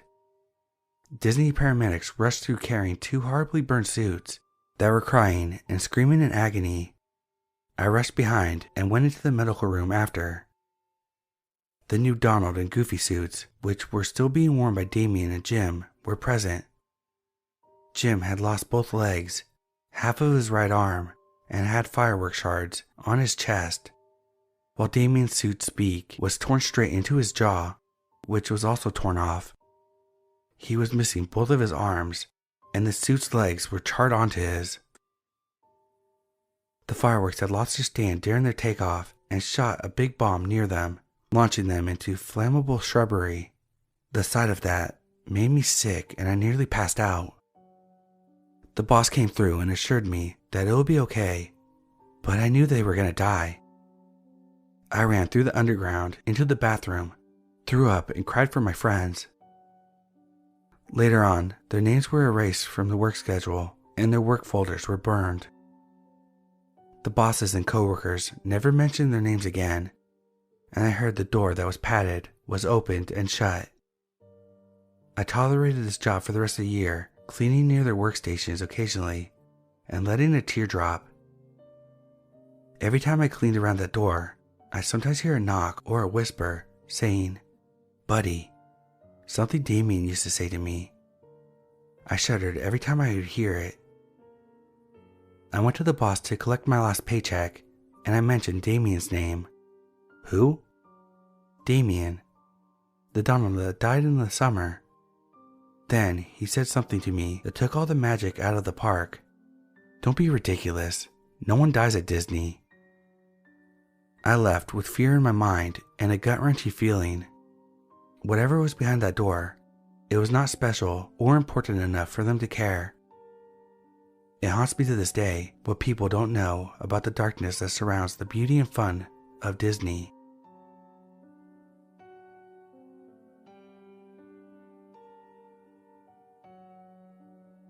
Let me first get this out of the way. I love Disneyland. I always have. The Haunted Mansion, Pirates of the Caribbean, Space Mountain. Call me a goofball if you want. I love them all. As long as I can remember, there was always a certain rush of magical excitement whenever I talked about it. The smell of the train's axle grease mixed with fresh popcorn as you take your first step down the main street. Your first glimpse of Sleeping Beauty's castle sitting bright and vibrant against the Southern California sun. The wonderful dilemma of having to choose between the Matterhorn or Mr. Todd's Wild Ride. All of this comes with one caveat: the crowds. But with such great adventure about to happen, who cares? We're all there for the same reason. Well, maybe not everyone. These feelings I had towards the happiest place on earth were ones I wanted to share one day with my own kids, and for the most part I have. My son, who's 10 years old, is just now appreciating the magic. Admittedly, not as much as I did at his age. But last week I saw the excitement finally spill over as we parked the car and hopped on the tram for our annual summer visit. In late August, the crowds somewhat thin out as school seasons are beginning. This is different for us, having homeschooled our son since 4th grade. We have more freedom with our schedules, and this trip to Disneyland has become our unofficial end of summer and start of his school year. We all have our favorite rides. My wife and I, the Haunted Mansion, of course. My son's favorite, surprisingly, is the Jungle Cruise. Looking back, it was a fitting place to meet them while waiting in line for a ride with a savage, survivalist theme. A boat ride where everything goes wrong and you're attacked by all sorts of wild animals. Because that's what they were, wild animals. They seemed normal enough, a wholesome family of 5 and friendly as can be. It was a young boy, about the same age as my son, that started the conversation. I hadn't noticed that they were talking, but soon we were all locked in enthusiastic conversation about our favorite place in the whole world. And they sure knew their stuff, like what years the rides were built, oral history about the rides long gone. And when I heard the dad, Walter, call his daughter Ariel, I knew that these people were way hardcore Disney folk. Walter and Belle had been together for over 20 years and had 3 kids, Ariel, Donald, and Woody. And with their 3 kids, Ariel, Donald, and Woody make up the most intense Disneylanders one could ever meet. Everything about them was branded by Disney in some way or another, from their matching mouse ear t-shirts or their branded lanyards filled with collectible pins from down to Ariel's pink Minnie Mouse sneakers. Even the teenager of the group, Woody, wore his fair share of the Magic Kingdom flair, and they talked about this place as if it was their home, addressing some employees by their first names. Funny thing, the employees didn't respond as if they knew them or even recognized them. It was nothing but confused looks in return. Maybe that should have been the first sign we could have picked up on, or the fact that they were named after Disney characters, but we didn't. In fact, after that first ride, we became Disney pals, so to speak. We went on more rides together, and it was nice, especially for my son. Since he's homeschooled, making friends can be challenging, and watching him mix it up with Ariel and Donald was gratifying. Both Walter and Belle were nice too, and were filled to the brim with all sorts of Disney facts. Woody, however, was not so friendly. He would stand there quiet and observant, but he was a teenager after all. After a ride on Peter Pan's flight, we stopped off to get a refreshing cola and have a quick seat to rest. We sat together in the shade as we waited for the kids to finish their drinks. Meanwhile, Walter's Disney stories started to become strange. I'm actually a lifetime member of Club 33, Walter said at one point out of nowhere, with an infectious enthusiasm. For those unaware, Club 33 is exclusive, nearly impossible to get into, VIP, only private club located in New Orleans Square. It was hard to swallow that he was a lifetime member, and my gut instinct called this out as bullshit, but his promise of us having lunch at the exclusive club kept my doubts at bay. Maybe it was true, I thought. Let's do a few more rides, Then head over, he said.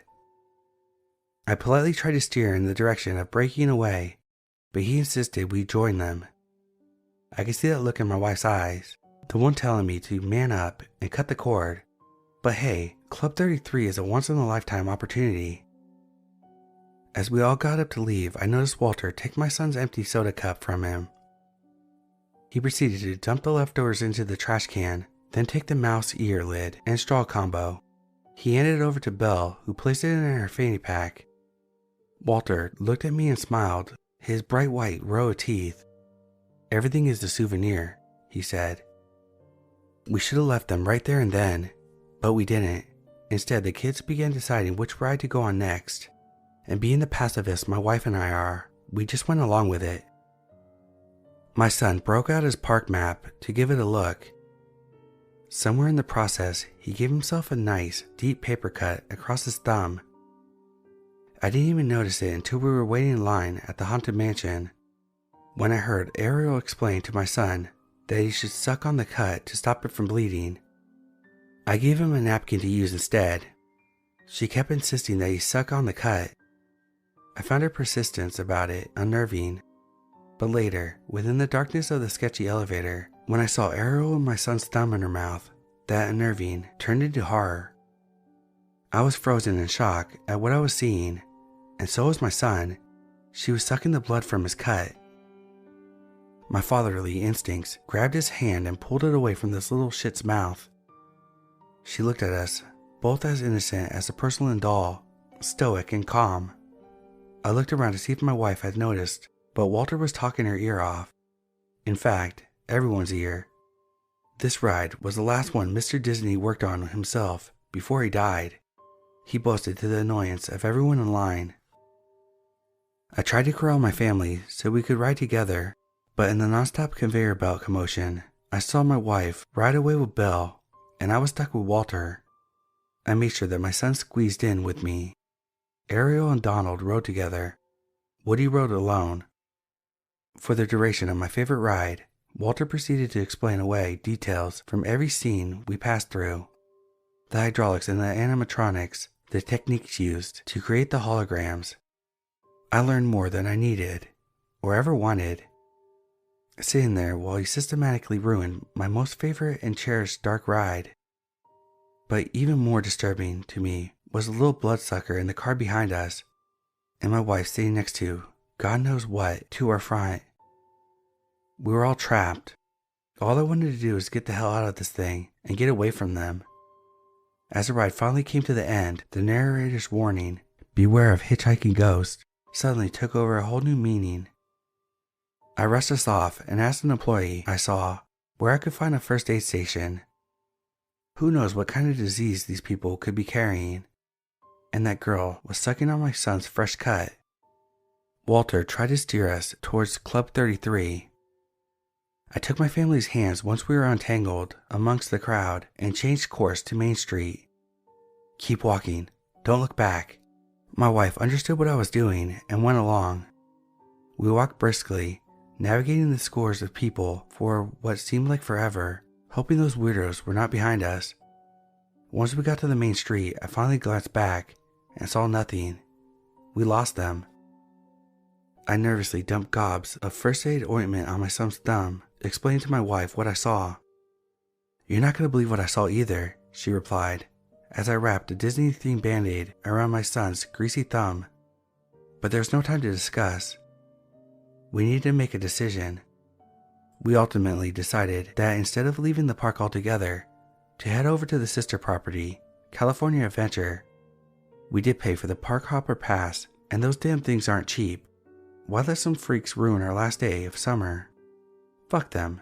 Plus, we were still hungry. Once at California Adventure, we sat down in the corner of the most out-of-the-way eatery we could find and started to relax as our food digested. I told my wife about the paper cut sucking incident, and she told me what she had seen. It was just as disturbing. While in the Haunted Mansion, she got a glimpse inside Bella's fanny pack, where she saw a clear plastic bag with stuff in it. "What kind of stuff?" I asked. "Used tissues, gobs of matted hair, as if pulled from a hairbrush. flattened out Disney soda cups, remnants of someone's leftover fast food from the park, and what looked like, to my wife, a used, dry, and blood-crusted tampon. And to top it off, our son's mousier soda lid straw combo that Walter had taken earlier. We sat there stunned, almost paralyzed to even move. The only thought that came to my mind was, what the fuck? Look, there's Woody. My son stood up, pointing at him. I turned to see his tall and hunched over lengthy figure pass by the crowd. He was alone. I quietly sat my son down and tried to make like a hole in the wall. My wife and I locked eyes again. We knew it was time to go home. But when we got up, they came into the eatery out of nowhere. Where'd you guys go? Walter belted out, with a giant smile full of teeth. They took their seats, blocking us in. I glanced over at Woody, sitting a few tables down by himself, and grinning like a madman. He was following us. What should we ride next, friends? There's a slight change in Walter's voice as he spoke, like he knew we were onto them. I think we're heading home. He wasn't buying my wife's lie. Home? It's barely 2. We sat there, trapped again. Then an idea hit me. I mustered up my best polite person persona and suggested another ride, Mickey's Fun Wheel. Their kids lit up with excitement. My wife looked over at me like I had 5 eyeballs. I just played along and tried to act like I was excited. We can get a car all to ourselves and ride together. Walter was overcome with joy. While waiting in line, my wife squeezed my hand so hard that I thought she was going to break it. But I had a plan and was nearing deployment, especially as we inched closer to the loading platform. The most important thing was to keep the family of freaks in front of us.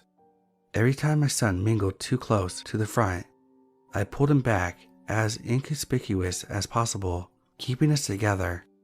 And it was working, except for Woody, who was lingering behind us. There was only 3 groups ahead of us, and my heart was lodged in my throat. If this plan didn't work, I'm not sure what we could do next. I had to execute this perfectly. The big gamble was how many riders per car, which was 8. Perfect. It was our turn next to board, and I had managed to get us in the perfect position. They were to our front, and therefore would be first to board, even the creep Woody. When the gondola was ready, I casually took my family's hands. Game time. Once the freak show boarded, I pulled my wife's hand and son off the side and squeezed back through the line. We quickly made our way past the puzzled faces until we reached the nearest place to exit. I looked back to the magnificent wheel, now starting to turn, where I saw the creepers crammed into the gondola, trapped. My plan had worked. I met Walter's eyes for the last time before they disappeared higher into the sky. They were pure darkness. We spent no time getting out of there, not even waiting for the tram and hightailing it back to the park structure. Once we got into the car, I let out a huge sigh of relief. What are you doing? Start the damn car. My wife was not so relieved, and she wouldn't be until we were completely out of there. I started the car and backed out, looking first to my son in the back seat. A feeling of anger came over me. What a shitty day for him. I noticed his band-aid was gone. It fell off somewhere, he said. Fitting, I thought. We drove home in silence. It has been almost exactly 1 week since our doomed trip to the happiest place on earth. We've had a few family talks about it, not letting things get in our way of our fun time, no matter where we are. We should not let this bizarre experience get in the way of our future visits. I mean, shit happens, right? I was feeling real optimistic about everything until I went to collect the mail yesterday. There's a plain, unmarked envelope mixed within the week's mail. I opened it, and inside was my son's Band-Aid, along with a note written on It's a Small World stationery. It read, "Everything's a souvenir. Your friend, Walt."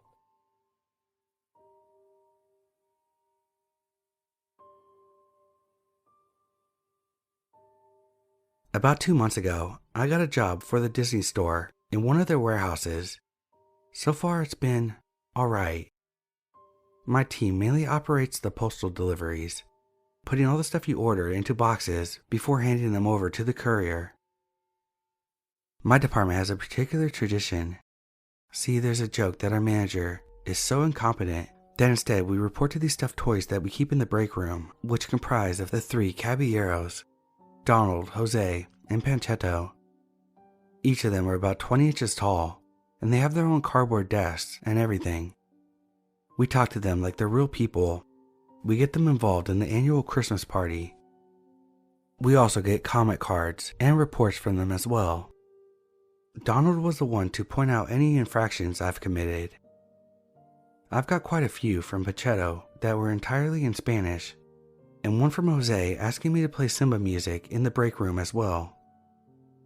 I've got written up for playing Disney heavy metal, which is a real thing, by the way. Look it up on YouTube or Spotify if you don't believe me. And most of us know it's not actually the dolls, but we play along in order to mess with each other. Hell, I thought I was being hazed for being the new guy when I reported for my first day at work, but everyone just kept doing it. Anyway, there was an incident a fortnight ago where a senior manager from the parent company came over from the US to do a checkup on the warehouse. It had to do with taxes mainly, but when they got to the break room, they asked us about the 3 caballeros. I was the one to explain the running joke, even showing them all the notices I've gotten from the stuffed toys. That's all really cute and all, he remarked, but I know all the products we sell, and we've never made a Jose or a Panchetto doll. Maybe they're knockoffs, I suggested, or someone working here made them. No, it's definitely got our factory stitch work, he explained. We were both confused for a while, before my manager came in and started complaining about the dolls. It seems whoever was behind the prank had gone as far as placing orders for new supplies and signing sick days and pay slips under the toys' names. She even claimed that all the pay slips were signed before she could even do so. Wait, I remarked. You're telling me that the stuffed animals have been paying the employees? Do you know how illegal that is?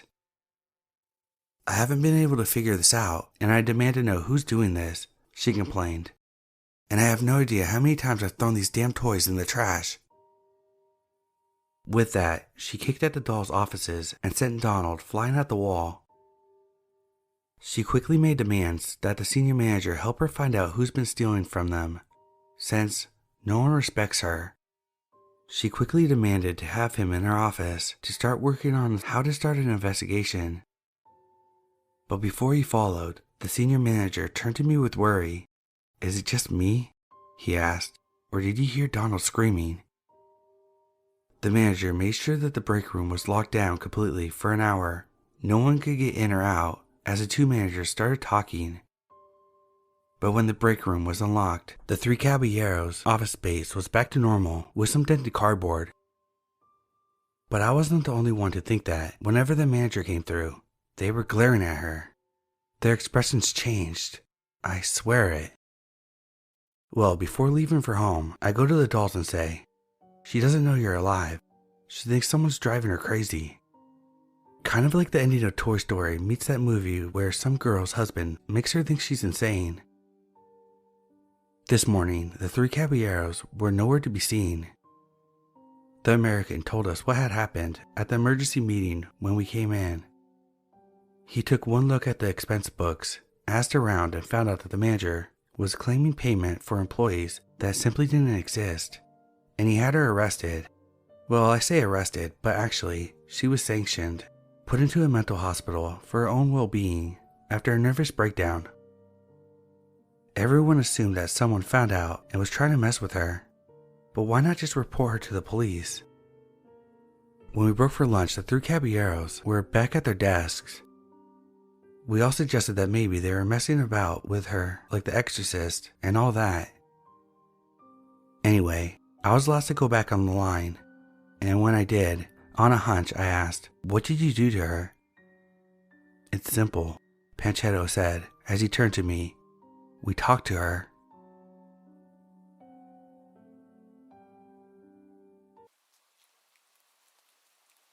If you're grown up playing video games, you've probably had to bear with your parents telling you in all manners of assorted ways how video games brought you One more believable than the last, no doubt.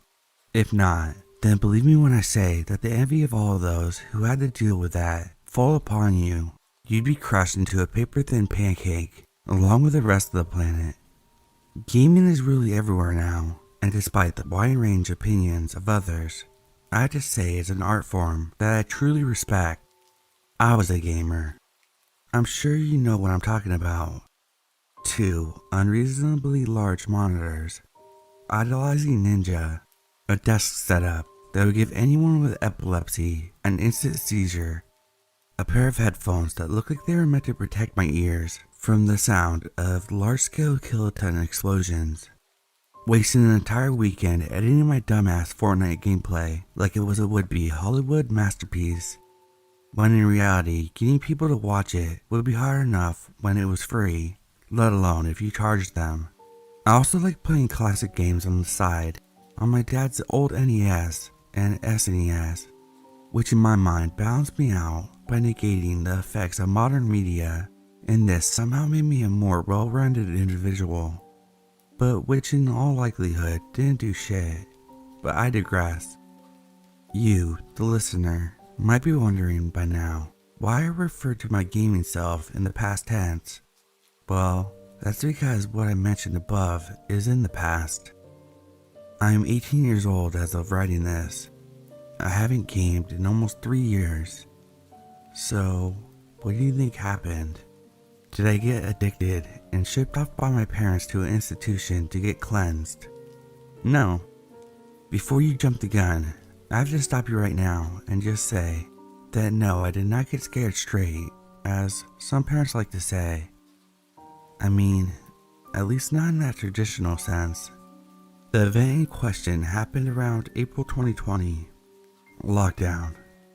I was a stupid ass 16-year-old, and to me, lockdown was a blessing from God. I had been constantly nagging him for only he knows how long.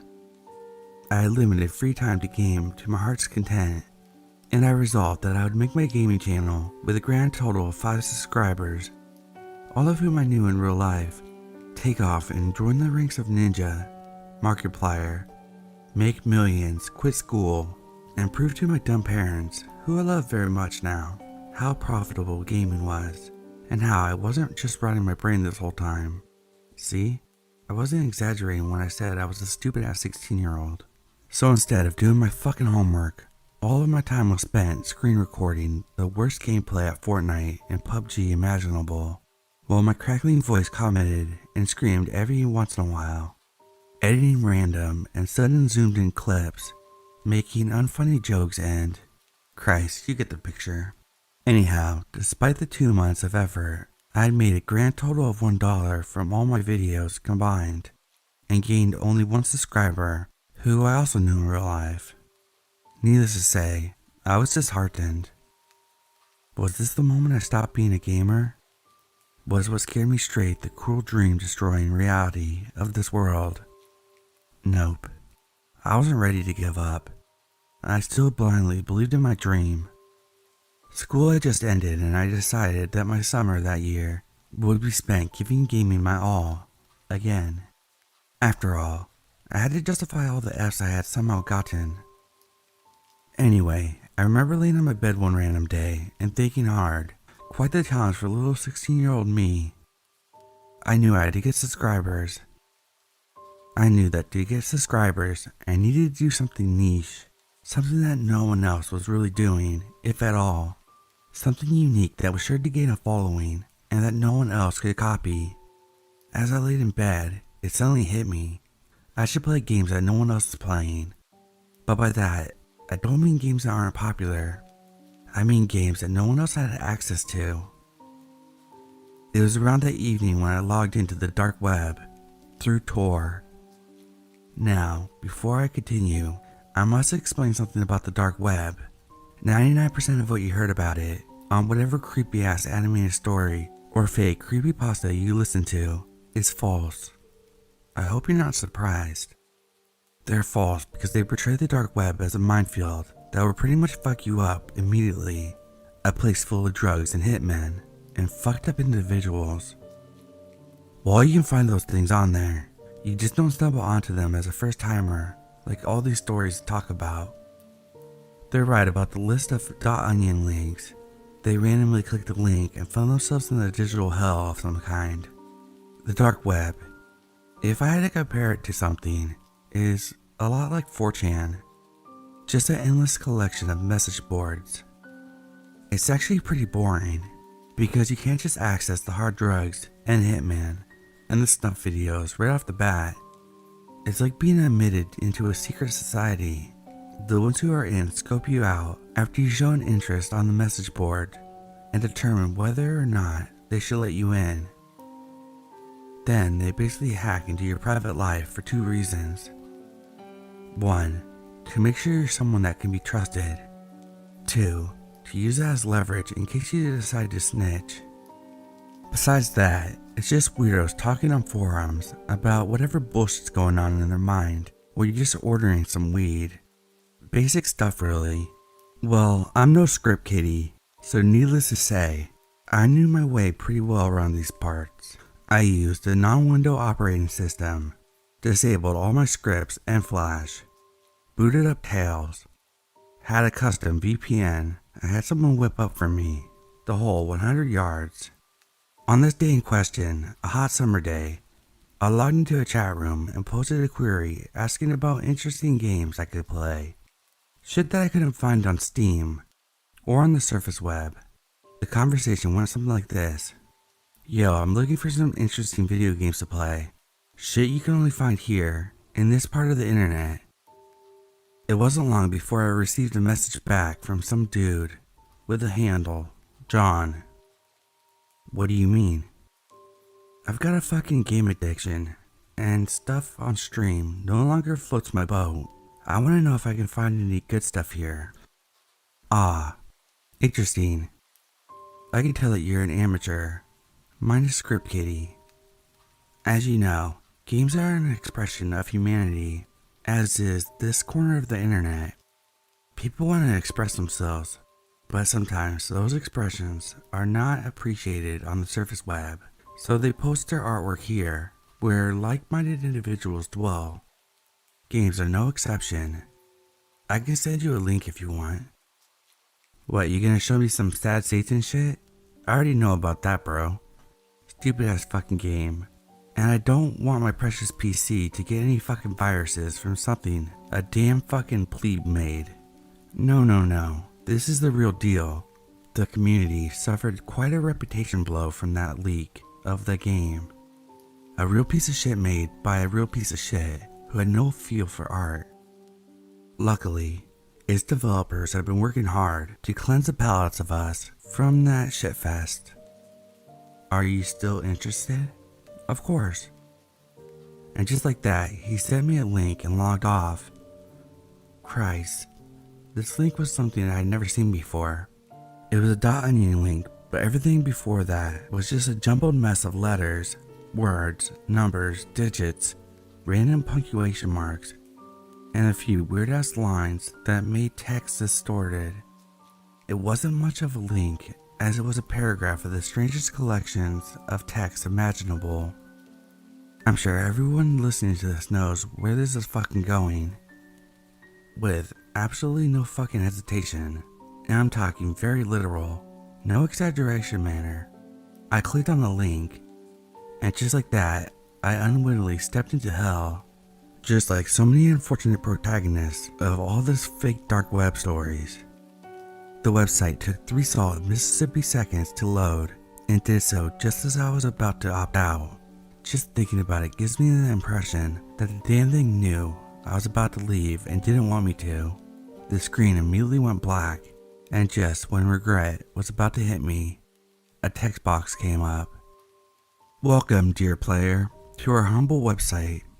We appreciate your patronage and hope that you will be able to enjoy our extensive collection of free games made by the finest in the industry. Happy playthrough, sincerely, Mod. This message made me feel uncomfortable. I know, right? Countless times of wafting through the cesspool of humankind, and a polite message is what gets under my skin. My parents were asleep. I drank a can of Monster and a can of Red Bull, and I was given the prospect of entertainment until dawn, and so I took it. I clicked on the search bar, but saw that I couldn't really actually search anything. Instead, a list of categories popped up. What were the categories? Raped? Murder? Torture porn? Nope, none of those. Every single one plain as can be. POV, action, suspense, that kind of stuff. You could select multiple categories and hit search. I chose the following combination for my first game. 2D, detective, mystery, choice-based. Simple, right? I pressed enter and waited. It seemed to last forever, but finally, the turning wheel of loading disappeared and I was met with a retro home screen. The title read, in all caps, Interrogation of Phineas Wheatley, in a strangely well-chosen color palette that didn't make me want to vomit. Needless to say, 16-year-old me was stoked. I thought I'd just hit the video game jackpot. Fantastic games too niche for mainstream, all at my fingertips for absolutely free. In case you've been wondering, no, I don't have any footage of these games. My plan was to master the game and then record it so I wouldn't embarrass myself like I had done before. Yes, I do regret it tremendously, but what are you gonna do? Sue me? This game, unlike the standard NES one, allowed me to use my mouse. So with that, I clicked start. The screen went black. A new image loaded on my monitor. The one that was logged in, the dark web. It looked like a photograph, which had been pixelated. Imagine the ending picture on the original Resident Evil 2 on PS1, which shows what happened to all the characters after the main storyline concludes, and that will give you a pretty good idea of what I saw. A young man with a poker face seemed to be sitting before a metal table, utterly motionless. Below him was the word, ask him. Without warning, 2 black bars with white letters appeared under it. The one on the left read, why he called you here, while the one on the right read, how he's feeling. I was dumbfounded, so I just clicked the option on the right because I was curious. The 2 bars along with ask him disappeared, and a large rectangular speech bubble with an arrow pointed at Phineas's mouth replaced them. I'm feeling fine, detective. Thank you for showing concern and arriving so quickly. The large speech bubble disappeared, and the ask him prompt came back up again. By now, there was only 1 bar under it. The one that said, why he called you there. I'd be lying if I said I wasn't intrigued at that moment. I'd been expecting to come across some sort of sad Satan clone, or morbid images, or whatever shit idiots think would be fitting for the dark web. Instead, I had seemingly stumbled upon a hidden gem. I clicked the bar and the speech bubble came right back up. I know I'm gonna die, detective. I know he would kill me. I find it only appropriate that I give my last confession before I'm taken. The speech box disappeared and 2 bars came up. The one on the right read, who he thinks wants to kill him. The one on the left read, why he killed Sam. I was tempted to choose right, but I just really wanted to get things over with. The following are the responses I chose and his answers. Why he killed Sam. As you very well know, Sam was my first time. I wanted my first time to be special, so I chose Sam, because he was special. It was that simple. How he killed Sam. Come on, detective. Surely you know already. How did he kill Sam? Alright, as you wish. I knew Sam lived home alone, so I enacted my perfect murder. The perfect murder isn't about how you kill someone. It's about how you cover it up. And I knew that disposal would be my biggest problem. So I planned things out. I started to work at the taxidermy shop in town with my son, under this guise that I would be a good supporter for him, to get some good extracurricular activity for his college applications. Mr. Flank, the owner of the shop, mainly made animal skeleton models and shipped them internationally to institutes of education. You know how you'd extract the bones so cleanly. There are special beetles called dermestid beetles that eat only the flesh. People like Mr. Flank have entire containers full of them. They just throw in the carcass part and wait for the beetles to eat it clean. I found a big enough tray and stole some of the beetle eggs from Mr. Flank. I raised them all on my own patiently. Once they were fully grown, I put it out on Craigslist for a child skeleton model. After all that was said and done, I just lured Sam down, killed him, and threw him into the vat. A week I waited, and the beetles had done their job. I then shipped the skeleton off and out of joy for good. Simple as that. I then burned the beetles along with Sam's clothes, buried his organs out in the forest along with a few worms for good measure, and that was that. It was as if nothing ever happened. How do you get caught? Just thinking about it makes me mad. Turns out you have to use hydrogen peroxide to preserve the bones so they don't yellow over time. What happened in my case is that the person who received the skeleton was a medical expert and immediately realized that he had just received a real child skeleton. The rest, I'm sure you know. A fun experiment that ended up biting me in the ass. The bar on the right disappeared and the remaining bar now read, "Why he needed to speak to you." This is the response I got. You see, detective, I am afraid I've been a tad dishonest with everyone. I'll cut to the chase, and I'll say that little Sam wasn't my first, nor my second, nor my third. He was number 21. Normally, I just cut up the bones and bury them. Sam, on the other hand, was a special case, as I thought it would be a neat idea for me to ship my friends out. But alas, look at where it got me. Another tab comes up. Where the hell are the others? I'll be frying tomorrow, so I might as well say, I ain't telling you squat, Chief. Just wanted you to know, you can doubt me, but you can't doubt all of those missing posters. I am a fair man, however, and I will say that I've mapped out all of their coordinates on a special sheet of paper that you can only find in Genesis. That's all, detective. The screen immediately went black, leaving me in total darkness for a moment. When it came back up, I saw that the style of game had changed. It now looked like Earthbound. I saw what looked like a stereotypical detective, trench coat and a hat and all, standing outside what seemed like a police station. The palette of my surroundings was dark blue, and it appeared to be raining heavily. I used my keyboard and found that I could move around by pressing the standard arrow keys. On the far corner of the screen was an arrow that pointed to something beyond it, and I followed it. I found myself being guided through a deserted town, and without warning, the arrow suddenly pointed up. It was a house, a really quaint house. I entered it, and the screen went black for a moment before I found myself inside the house. And I had to say, it was a real pig hut. It gave off the impression of a drug den, a place even pigs wouldn't want to live in. I walked around and found that I could explore the whole house.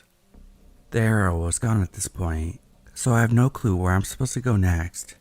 But as I passed through a hanging portrait, the only decent thing in the whole place, a prompt appeared imploring me to inspect it. I did so, and a pixelated photograph appeared, just like how the game was before. It showed a middle-aged man that I immediately recognized as Phineas. He was standing behind a younger man who looked a bit like him, albeit younger. I understood now that I was in his house, and it didn't take me long to realize that the basement was where I needed to go. I found another door, and I was able to enter it. Now I was in a large and dark basement. It was completely and utterly silent throughout the entire game, but I only noticed it at this point. I walked around for a bit, but no prompt appeared. But then I noticed a container, a large sprawling one, right in the middle of the room, and it caught my eye. I approached it, and a long-awaited prompt appeared. I pressed it, but then, without warning, another sprite suddenly came out of nowhere. The screen went black, and I found myself in the same style of gameplay as before. I recognized the sprite that appeared before me as Phineas's son. The prompt read, "What are you doing here?" There was only one bar, which is the one I clicked. I came here to find the truth. The screen went black for a second, and the image changed. I was now facing the container. The screen went black for another second, and the container was open in the picture that came up. Even though it was pixelated, the detail almost made me vomit. It was another body, fresh, covered with what I assumed to be beetles. A single white piece of paper lay in it. The screen went black, and I could now see the paper. There were locations and coordinates on the paper, about 5. The screen went black, and now I was facing Phineas's son again. But now he was holding a gun pointed right at me. "I knew Daddy wouldn't go quietly like I wanted him to," he said. "And while I'm sorry for doing this, Mr. Forum, I would be remiss if I didn't reiterate that, unlike my father, I'm not made for jail. I take after my mother after all." The screen went orange, then blank. 2 prompts appeared. Play again, and exit. I clicked exit. I laid back in my chair and let everything that happened sink in. It was really like a high, like drinking yourself to a stupor on good alcohol instead of the cheap kind. It felt good, but I had this feeling that ruined the particular high for me. This gnawing feeling that I just had to act on if I wanted to relax. I went to another monitor, the one logged onto the surface web, and typed in Phineas Wheatley in Google. I just expected some forum links discussing the game, but instead I got an eyeful of news reports and archives about Phineas Wheatley, the Granville Flesh Reaper. I read everything. I read how he killed the local sweet innocent boy, and it nearly got away with a perfect crime. I read how the detective who last spoke with him has never been found, and I read how he was survived by his son, Michael Wheatley, who preferred to stay anonymous. My high went from me feeling as though my skull was full of clouds to feeling like my brain had been replaced by a bowling ball. I rubbed my eyes hard and wondered what I should do. Those coordinates were surely fake, I told myself. Just a fan fiction of a serial killer. That's all there was to it. Like a junkie for a fix, I was hungry for more. My senses were screaming at me, but I refused to listen. I typed in 3D POV suspense exploration. I hit enter just like before. My screen went black before a menu popped up. Voyeurs POV.